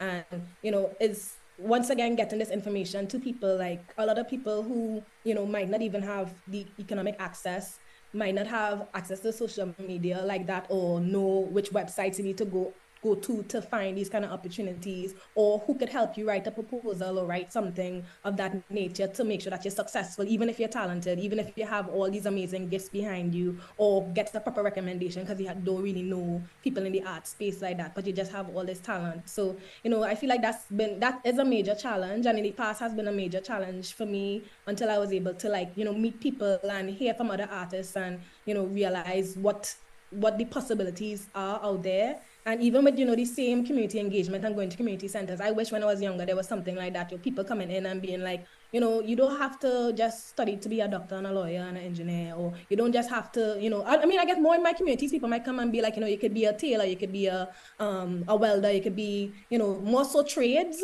but nobody was coming and saying, yeah, you could play pan if you want and you could be successful at it, or you could, make movies and take photos at a high level. And, even when I look at some of my friends, some of my most talented friends come from these kind of areas, and for some weird reason, they were able to have these, amazing gifts gifts on eye. And I feel like a lot of it is the challenges that they face growing up, and the fact that they have something to say and they have all this in them to express. But a major thing is always, how am I going to make money from this thing that I love? So if there are more ways for people to have knowledge on these things and, have some kind of guidance and mentorship throughout their artistic journey, I feel like there'll be even more people thriving from communities where it's harder to reach, or people might not, always have, social media or the internet to see what's going on out there. Thank you.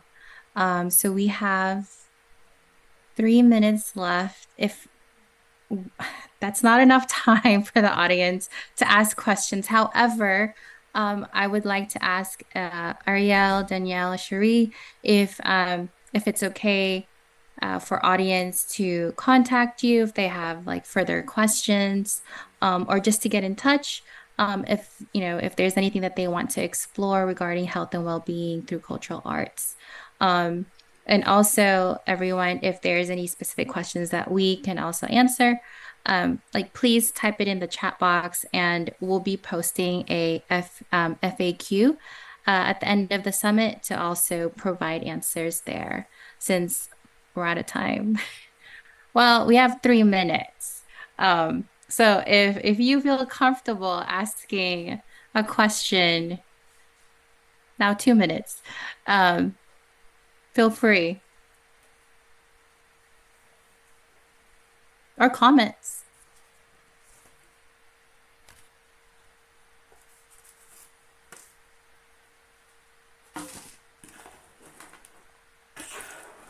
Well, before we get back into the main group, again, I just want to say thank you so much for sharing your stories and your insights. And I can't help. So me being in Atlanta, and in my work with other women of color, it's frustrating because when you think of America, it's supposed to be a land filled with more resources, but it's so unfortunate that women everywhere are still going through the same struggles. And so it makes me angry. But I feel inspired by your words, and your stories. So again, thank you. Of course, thanks for having me. Thank you. Thanks, everyone. Thank you so much. Hey, so nice to see you guys. Let me introduce these wonderful people. I don't have the bio for the cat, but I can tell you about Dr. Nixon. She is a Black queer feminist writer, scholar, and activist. She is a senior lecturer and researcher at the Institute for Gender and Development Studies at the University of West Indies, St. Augustine. And since 2016, Dr. Nixon has served as the working director of the feminist LGBTQI civil society organization, CAISO, and Sex and Gender Justice in Trinidad and Tobago. We also have Shivani Ramlochan, who is a writer, critic, and author of the poetry book, Everyone Knows I'm a Haunting, with Peepal Tree Press. Yeah. All right. Which was a finalist for the People's Choice Trinidad and Tobago Book of the Year and was shortlisted for the 2018 Forward Prize, Best First Collection. Her second book, Unkillable, on Indo-Caribbean women's disobedience, is forthcoming. Looking forward to reading that. We also have Chanel Beatrice, a queer and radical feminist passionate about reducing inequalities and their impact, specifically in the areas of gender-based violence. And she's also working with LGBTQ plus people in the Caribbean, is the co-executive director and outreach lead at Feminine Caribbean, doing amazing things. And then we have, last but not least, Dr. Kayla Francis, who is an assistant professor at the University of Trinidad and Tobago. Her research centers on the Caribbean literature, culture, and society. And Dr. Francis is particularly interested in the secular rituals of the Caribbean and the wider African diaspora. Currently, she's working on a monograph about the ritual of carnivals, the litany of natural ritual. And this panel hopefully will just be able to just engage in the wonderful work that these women are doing. We're going to discuss about gender equality and cultural diversity, bringing us together with these influential voices, these thought leaders and advocates who are really doing amazing positive change out in Trinidad. I'm super, super, super excited to be in conversation with you all. We have 3 questions to kind of lead. And once again, if you have any questions, feel free to drop them in the chat. And at the end, we'll do our best to answer them. And then after this panel, we'll go back to the main room. And also there will be a break in between our discussion and questions so that the people who are watching on the live stream are able to switch over and see what's going on in the health and well-being panel. But I'm going to start kind of opposite. Instead of the first question, I'm going to start with the last one. And I'm going to let Dr. Nixon go first. Just can you talk about how your background really influences your advocacy work for gender equality and also queer people out in Trinidad and Tobago? Hi, I didn't know you were going to start with the last question first. Hi, everyone. It's so good to be on this panel with such amazing powerhouse fellow human beings in the world who are doing, really difficult things during this time. I just want to acknowledge that, this is a really hard time to be an activist, to be an advocate with everything going on from Haiti to Palestine to the Congo to climate crisis. The world is on fire. And so I just want to acknowledge that it's hard to show up and be here. And I know all of us are doing so many things from our own actions and work, but then also thinking about everything that is, really weighing and pressing on us. And I know that it is, it's hard. So, to answer your question, I think that my own, the way growing up in the Bahamas, I was born and raised up in poor and working class communities in the Bahamas with mothers, aunties, and grandmothers and women warriors of all kinds who did what they could and sacrificed a lot to make sure that I could have and be the things that they couldn't. And so that's what makes me who I am. There were always present in the neighborhoods and the families in which I grew up in, very what I call brutal lines of race, color, and class, always on the surface and under the surface, and yet always present. I also think that I have been forged through the ways that I watched, in particular, women around me, that their dreams were often submerged, especially Black women. And I think about my grandmother and my mother a lot in my work, that there was so much that their hopes and dreams were often passed down to the next generation. And so that's what really fuels my advocacy. And I started my work in very early on as a young person, wanting to think about, well, why is the world like this? Why is there so much injustice? And feeling that from a very early on, before I had the language for that. And it started, thinking about just knowing very early that there was a deep, unfairness, there was a deep injustice. And also, I would say, but also growing up around a lot of violence that's really affected the work that I do. Seeing and growing up in homes where there was a lot of domestic violence and violence also forged who I am and influenced, the work that I continue to do today.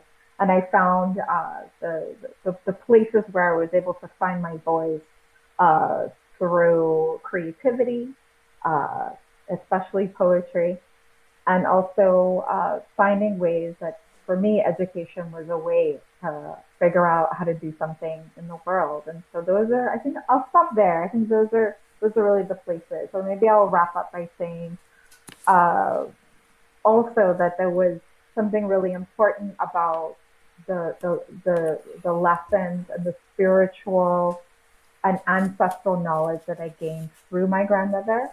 I always like to say that she was a good Anglican Christian woman, but she was also an Obeah woman. And so I think that thinking about those and being raised up in that, what some people might call a contradiction, also was very much a part of how I could see the ways that Black women in particular had to negotiate these very difficult places and spaces and still find a place and figure out a place to be.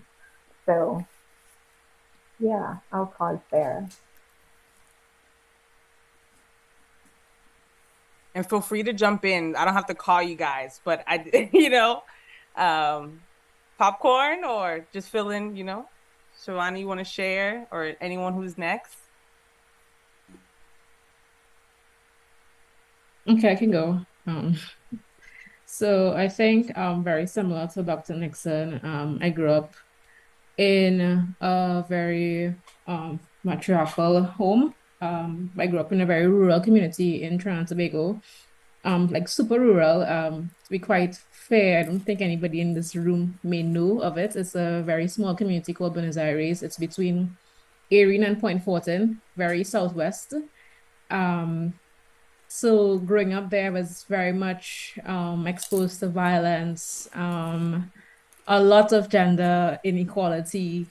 But at the same time, I was heavily influenced by my mother and my maternal grandmother. I saw where I could break boundaries and do the things that I wanted to do regardless of my gender.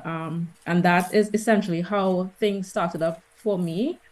Also just being around a lot of intimate partner violence, not myself, but like siblings of mine, that really, really lit a fire in me to, help people not experience those things, and also being able to,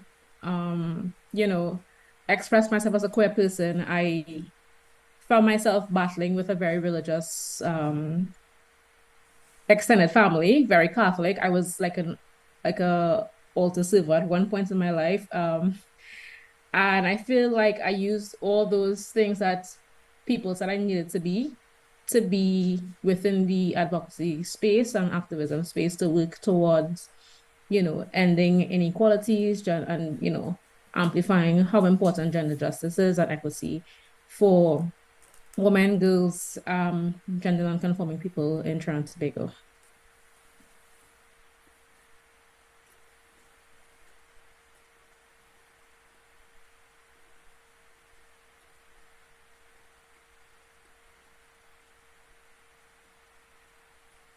Okay, I can go. This is a very diffused, I don't think I have a very structured answer for this. I like to tell people my positionality is Pan-African, womanist, communalist. And it's an odd mix of how I got there. I actually grew up in a home where my mom was a senior executive, right, until she retired in 2006. So the idea of that kind of success was not alien to me. My aunt owns her own business, that kind of thing. As you can tell, I am horridly middle class. And I apologize for that. But for me, there's an odd tapestry. I played mass from the age of 3 to about 15, and then realized that there was nowhere for me to go to feel comfortable in my body. And so I kind of stopped playing mass after that. But that instilled in me the idea of mass as this ritual thing. This idea that I can see the world in a different way And it's kind of stuck with me because I've often enjoyed non-popular things. So I've often been on the outside, and I guess, developed a kind of double consciousness because of that.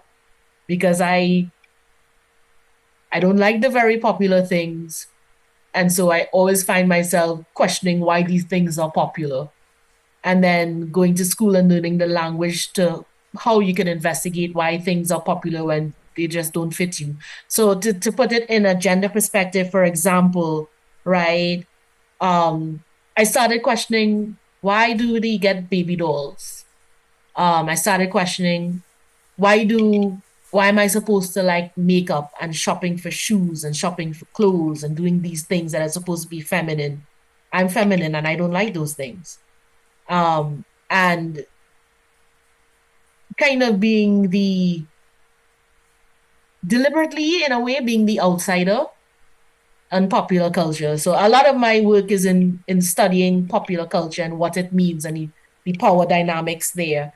And you start to notice that a lot of the things we're supposed to like and love and supposed to drive our actions are artificial.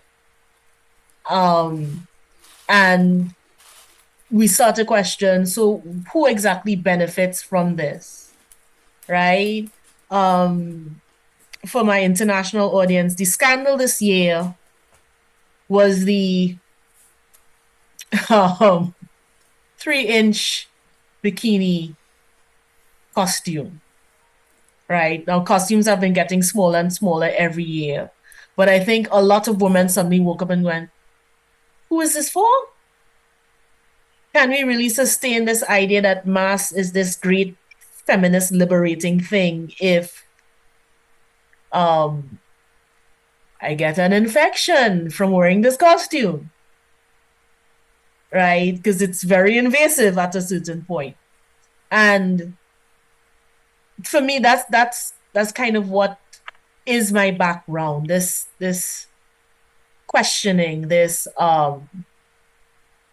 why do we do what we do and who does it benefit? And at least getting people to question that, because I think we take a lot of things for granted. And to emphasize the P in my piled high and deep, I'd also say that I'm inspired a lot by Kamau Brathwaite's mandate that we take these ruins, these fragments that we see in our society, and we reconstruct something out of it. And I think that has been my mission, to take what we know in the gut and explain it so that the brain understands it as well. So I think that rambly thing. Oh, and I'm a very idle person in the Trinidadian sense. That's the other influence. So. Before Shivani shares about her influence, I want to take a quick pause as they transition. She didn't help her husband. She ran alongside him a bar and a farm. And so she would often have a child and then be expected, or perhaps she expected herself, to go back to the farm very shortly thereafter and work. So women's survival as key to the flourishing of these businesses and households, but also women in the same breath, perhaps not immediately in my nuclear family, but certainly what I observed, being punished for that same resilience, that same strength of spirit, that same audacity and purpose and boldness. And I don't think I had the language for any of this as a young girl. But that was the great benefit of growing up in a household that was inundated with books, in which reading was never a crime. And in fact, reading was a way to help you feel deeply moored to yourself, to which I wholly credit my mother, who was an English language and literature teacher, who's now retired, and who gifted me with that audacity of imagination before I had language for it, and helped me see that as I strove to understand myself, which was often a very difficult, thorny process with regards to my ambition, my drive, my sexuality, and my identity, that books would always be there for me. And the language, in particular of poetry, would and could be a way to work oneself past the worst things that could conceivably happen to a person, which is something I think about a great deal now as I witness on a daily basis what is being hyper-reported coming out of Palestine and less reported in Sudan and other parts of the so-called third world. And all the seeds of my gender questioning and my nonconformity and my refusal to abide by what I know is dangerous, inimitably dangerous to all of us, started there in rurality and in poetry and in those very early seeds of defiance. I love that. And I'm not like the fines, but the fact of that boldness, that being able to, challenge what was the limitations that we all faced growing up, right? In these religious homes or in just certain places that just kind of silence the way that we can fully accept, our queerness, our voices and roles. And so thinking about the ways that you guys were brought into this work, what are some promising gender equity trends or developments that you currently find inspiring? I don't have to call, and you can all feel free to, anyone who wants to start. I can jump in and start. Because I wanted to say too that one of when Shivani, you were sharing, I also think it's so interesting as we think about our work in advocacy and activism and gender justice, how many intersections there are when we think about our work and organizing across issues of class and race and location and sexuality and religion. I mean, I think that our experiences, what we've gone through, actually helps us to be that advocate, I just thought too about, my earliest sort of activism or work when I was a teenager was around animal rights. I had it in my head from 14 or maybe younger that, sea turtles, we were learning about sea turtles being in danger, and then dolphins in captivity. Like that was my thing that ushered me into social justice work. So I always think about that, how we end up being intersectional with before we knew the language. And I really appreciate how all of us shared this idea of how language, before we had the language, it was there. I love this question as well, the idea of, what's inspiring. And so I just want to share a few things that I think are pretty inspiring, even though we're still in a difficult time, particularly around movements for gender and sexual justice. Around the world, they are very inspiring. And in our region, in the last few years, we've had significant advances. So I want to point out, especially in advocacy and activism for LGBTQI rights and for sexual and gender justice. So from strategic litigation cases across the region, there's been a fair amount of success to decriminalize same-sex sexual practices. Barbados, St. Kitts, Nevis, Antigua and Barbuda, and Belize, and also the overturning of the so-called cross-dressing laws in Guyana. So these are really significant if we want to think about gender equity and advances in terms of gender justice. Over the last decade, there's been a lot of movement, mostly led by civil society organizations, to challenge harmful societal norms, attitudes, and practices towards people with diverse sexual orientation, gender identities, and gender expressions. So this is huge. All that to say, though, there's still, while these constitutional challenges and legal challenges are happening, I think that this decade is going to be a hallmark for our region around these issues. In Trinidad and Tobago, though, we should talk about the 2018 judgment, Jones versus Trinidad and Tobago, where the High Court affirmed the right of people to engage in consensual same-sex sexual practices, but the government is appealing this ruling, and we are now in a limbo 4 years later, 5 years later, waiting. We're still waiting for the most recent appeal judgment, and it's very likely that's going to go all the way up to the Privy Council because the government is likely going to challenge it. So it's inspiring that we're seeing shifts and changes, but we're also seeing the ways that there are still intense there's still an intense lack of political courage, I think, and a lack of willingness to stand up for human rights.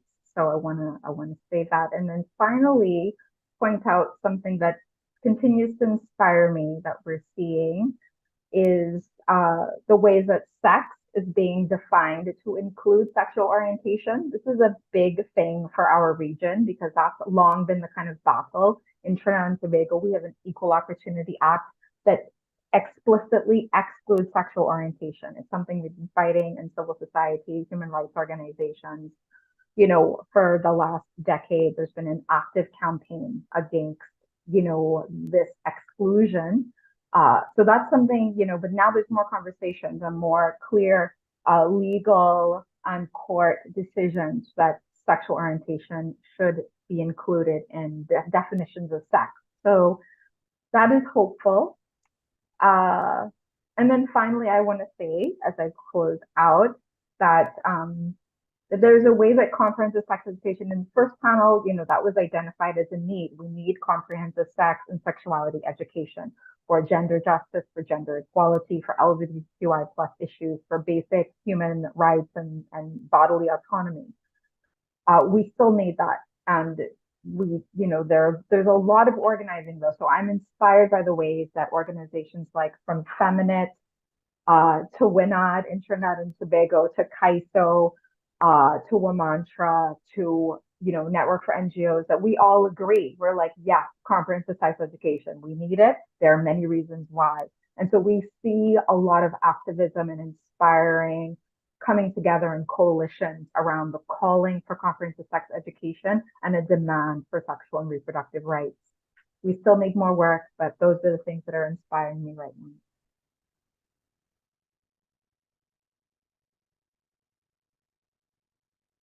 I can go next.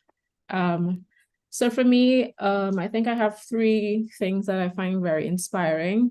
One, I think it, like, as Angelique did mention, like, you know, we do have a lot of work to do, but I still find it very inspiring when I see corporate society trying to find themselves involved and, like, you know, learn from civil society.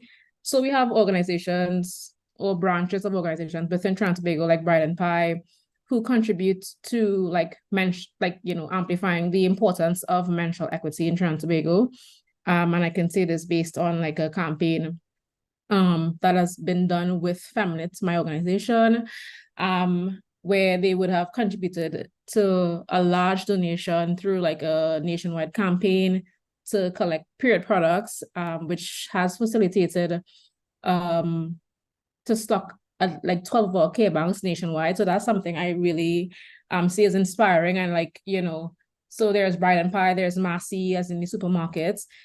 They have also contributed to, you know, amplifying the importance of period poverty and menstrual equity within Trinidad and Tobago. Another thing that possibly isn't like a super huge trend yet, but it's something that I would like to make reference. I worked within the corporate sector before, like maybe like 6 years, and that specific organizational company, Media Insight, we actually had gender neutral language within our HR guide. Me being the only openly queer person within the organization, I felt very, you know, safe and comfortable in a space like that, where, you know, it's not something that you're seeing in Trinidad and Tobago, but you're seeing it abroad. And, you know, for a company like Media Insight, a very small organization, to make a move like that, you know, employees, regardless of gender, were able to access something like menstrual leave, like menstrual health leave. So, for example, if my partner were to be sick during her period, I can get leave to be able to take care of her, depending on, you know, if she needs that sort of assistance, you know. So that's something I also see as inspiring, because at least I know that the work that I do is sort of reaching somewhere, you know, it's getting from one person to the other. And I have one other point. So this is sort of like connecting in terms of language. I think it's really, really beautiful to see civil society organizations locally, regionally, and even like internationally be very intentional about inclusive language, accessible language through advocacy, activism online, and even in person. It's really inspiring for me to work in an organization or to be partners with another organization, seeing like the importance being put on gender neutral language and making spaces feel safe as it should be. So those are some things that I find quite inspiring, and it really helps me to push through this work because it's very difficult, it's very exhausting work, and these are some things that I think keeps me going. So yeah.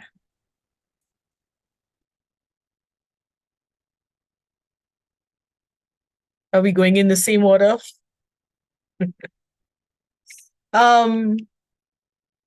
This is, I'm gonna say this about almost every question.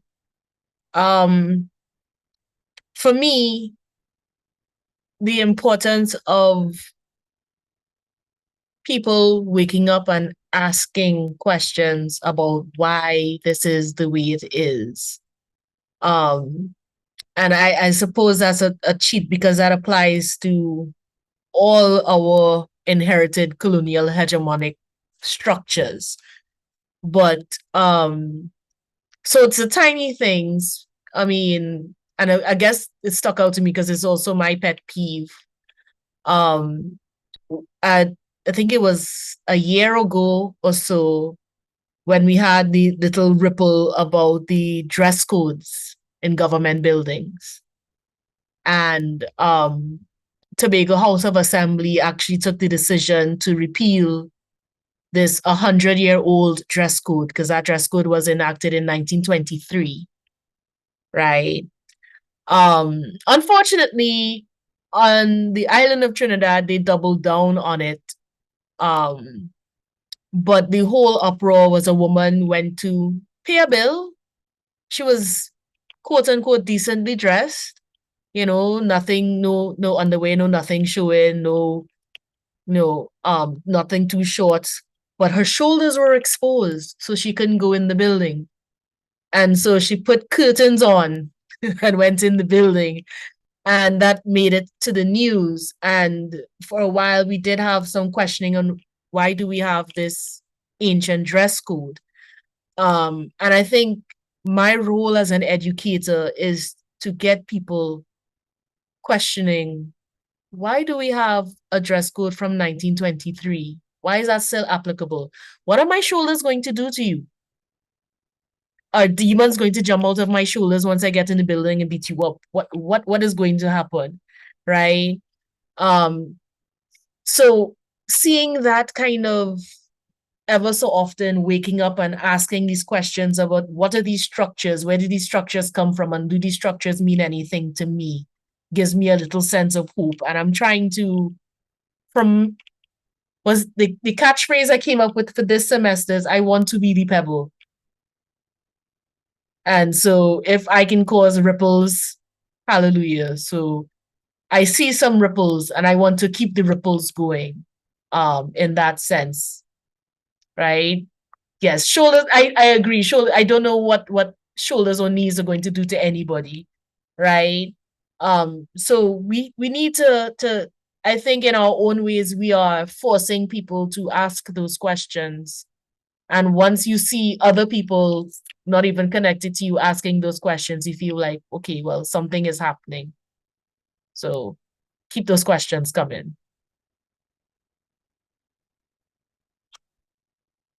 I think a lot about the current power of forward-facing academia, which I will admit upfront I have a very hard time immersing myself in. I think I'd make a really terrible academic.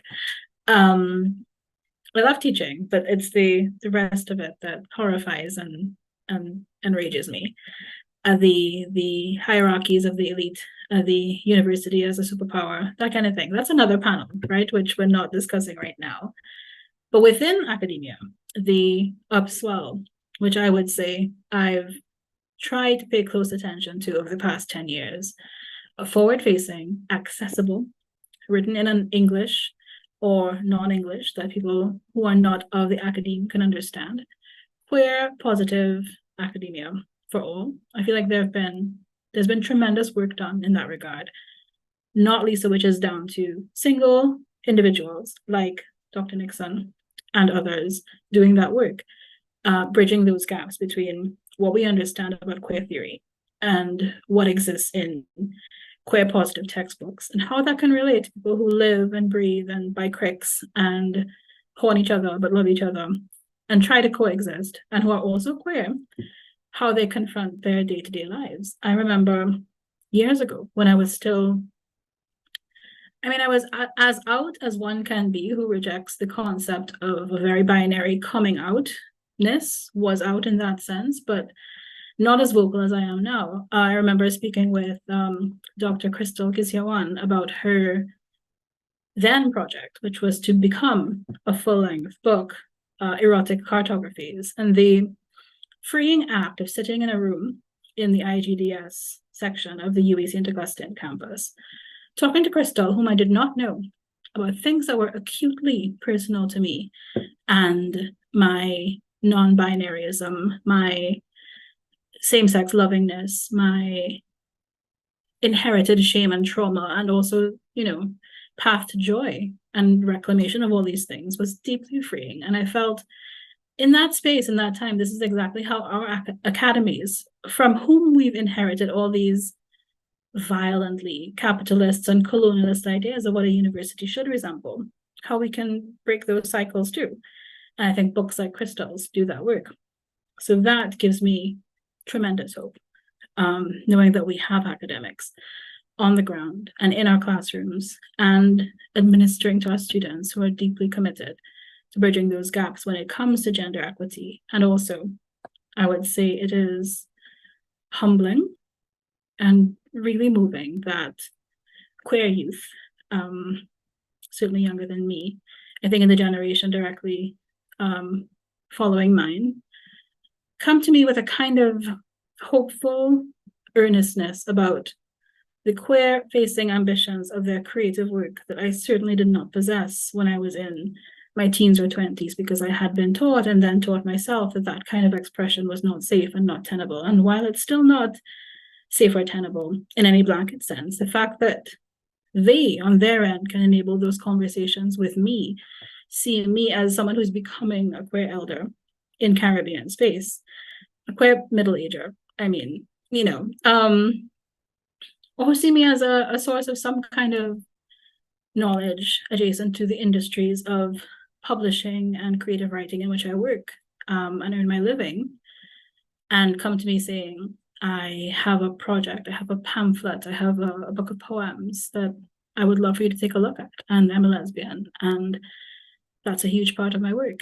Will you share this space with me? And of course, the answer is unremittingly yes. That space, I didn't have access to it in that way. And I think it is because for me, those spaces didn't exist. And to see younger queer visionaries making those spaces I'm deeply glad to be alive in this time. Thank you all for just sharing not only the things that inspire you, but also the importance of finding language, finding the people, being able to connect to similar struggles, but also similar things that give us strength. I wish I could open up the Q&A to bring in more questions, because I see the chat is just connecting and resonating with being able to tap into, being able to support the work that is being done on the ground that's being published. I do know they're about to shut us out and kick us out of the break room and switch us so we can close out. We have 1 minute. But in this 1 minute, I just want to uplift the work that you guys are doing, whether it's through creative writing, whether it's through the academy, whether it's through different community organizations, helping the queer community have voice, being able to relate to. And also, once again, not losing your fire, because it is hard work. And as Dr. Nisserman is ongoing, and the work that you guys have done has once again brought you guys in my light. And I'm trying to share this light with the other women of color, and we can continue to build and bridge together, because it is important to be able to be alive in this moment, to be able to question, to be able to be the example that others can, find inspiration on. And I just hope that you guys continue to do this great work, can continue to be supported, and know that you guys got me, I got y'all, and I'm just so, so, so grateful. Let's just gonna give a round of applause while they kick us out. It was so good. I didn't want it to end. Thank you all so much for joining us this evening. This is not goodbye, but I'll see you later. You guys can fill out this feedback survey so that we can continue this conversation. And I really do look forward to coming back to Trinidad. I'm next door, up next door in Puerto Rico, but I look forward to coming back and holding y'all. And I look forward to continuing this conversation. Thank you to the Women of Color Initiative for holding this space. I'm gonna turn over to Tamika to close this out. This has been wonderful. Oh, thank you, Issei. I gotta tell y'all, this has been rich. The cultural and arts panel that I was on was, it wasn't just good. I just have to give my thanks again to the panelists for being so vulnerable with their experiences and with their lessons. I'm grateful. I want to thank everyone who worked to make today's very special event possible. Big thank you to the Women of Color team who planned the event, invited our panelists, created the space for all of us to share and learn from each other today. I want to give a huge thank you to the panelists for sharing your insights, your expertise, your experience, and your heart. There was a lot of heart tonight. I believe that this is the beginning of a continuing conversation where we are bringing together our shared knowledge and our multidisciplinary perspectives, right? Thank you to everyone. Thank you to everyone who attended for your time, your attention, your focus, and for being a part of creating this warm and welcoming environment that fostered this open and honest dialogue. Everyone's energy that you put in here was felt. And lastly, I want to thank Ms. Bernadine Beyer for co-hosting this event with me on behalf of Our Turn, for always standing beside me, and as my mother, for being a lifelong example of a strong woman of color, the inspiration for all that I do. I'm going to pass it over to you, Bernadine, to share the final closing remarks. Thank you, Tamika. I am honored to have had the opportunity to co-host this event with you. And I'm excited that we all had the opportunity to get together today. I'd like to thank everyone for being intentional and for taking the time out to be in community with each other today. We are hoping that today is just the beginning of new connections and continued conversations, so that we all have the opportunity to learn and grow together. We look forward to continuing to build with you, and we hope you have a great rest of the week. Thank you.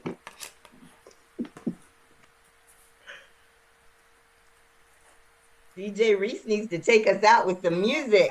Yes. I was just thinking that.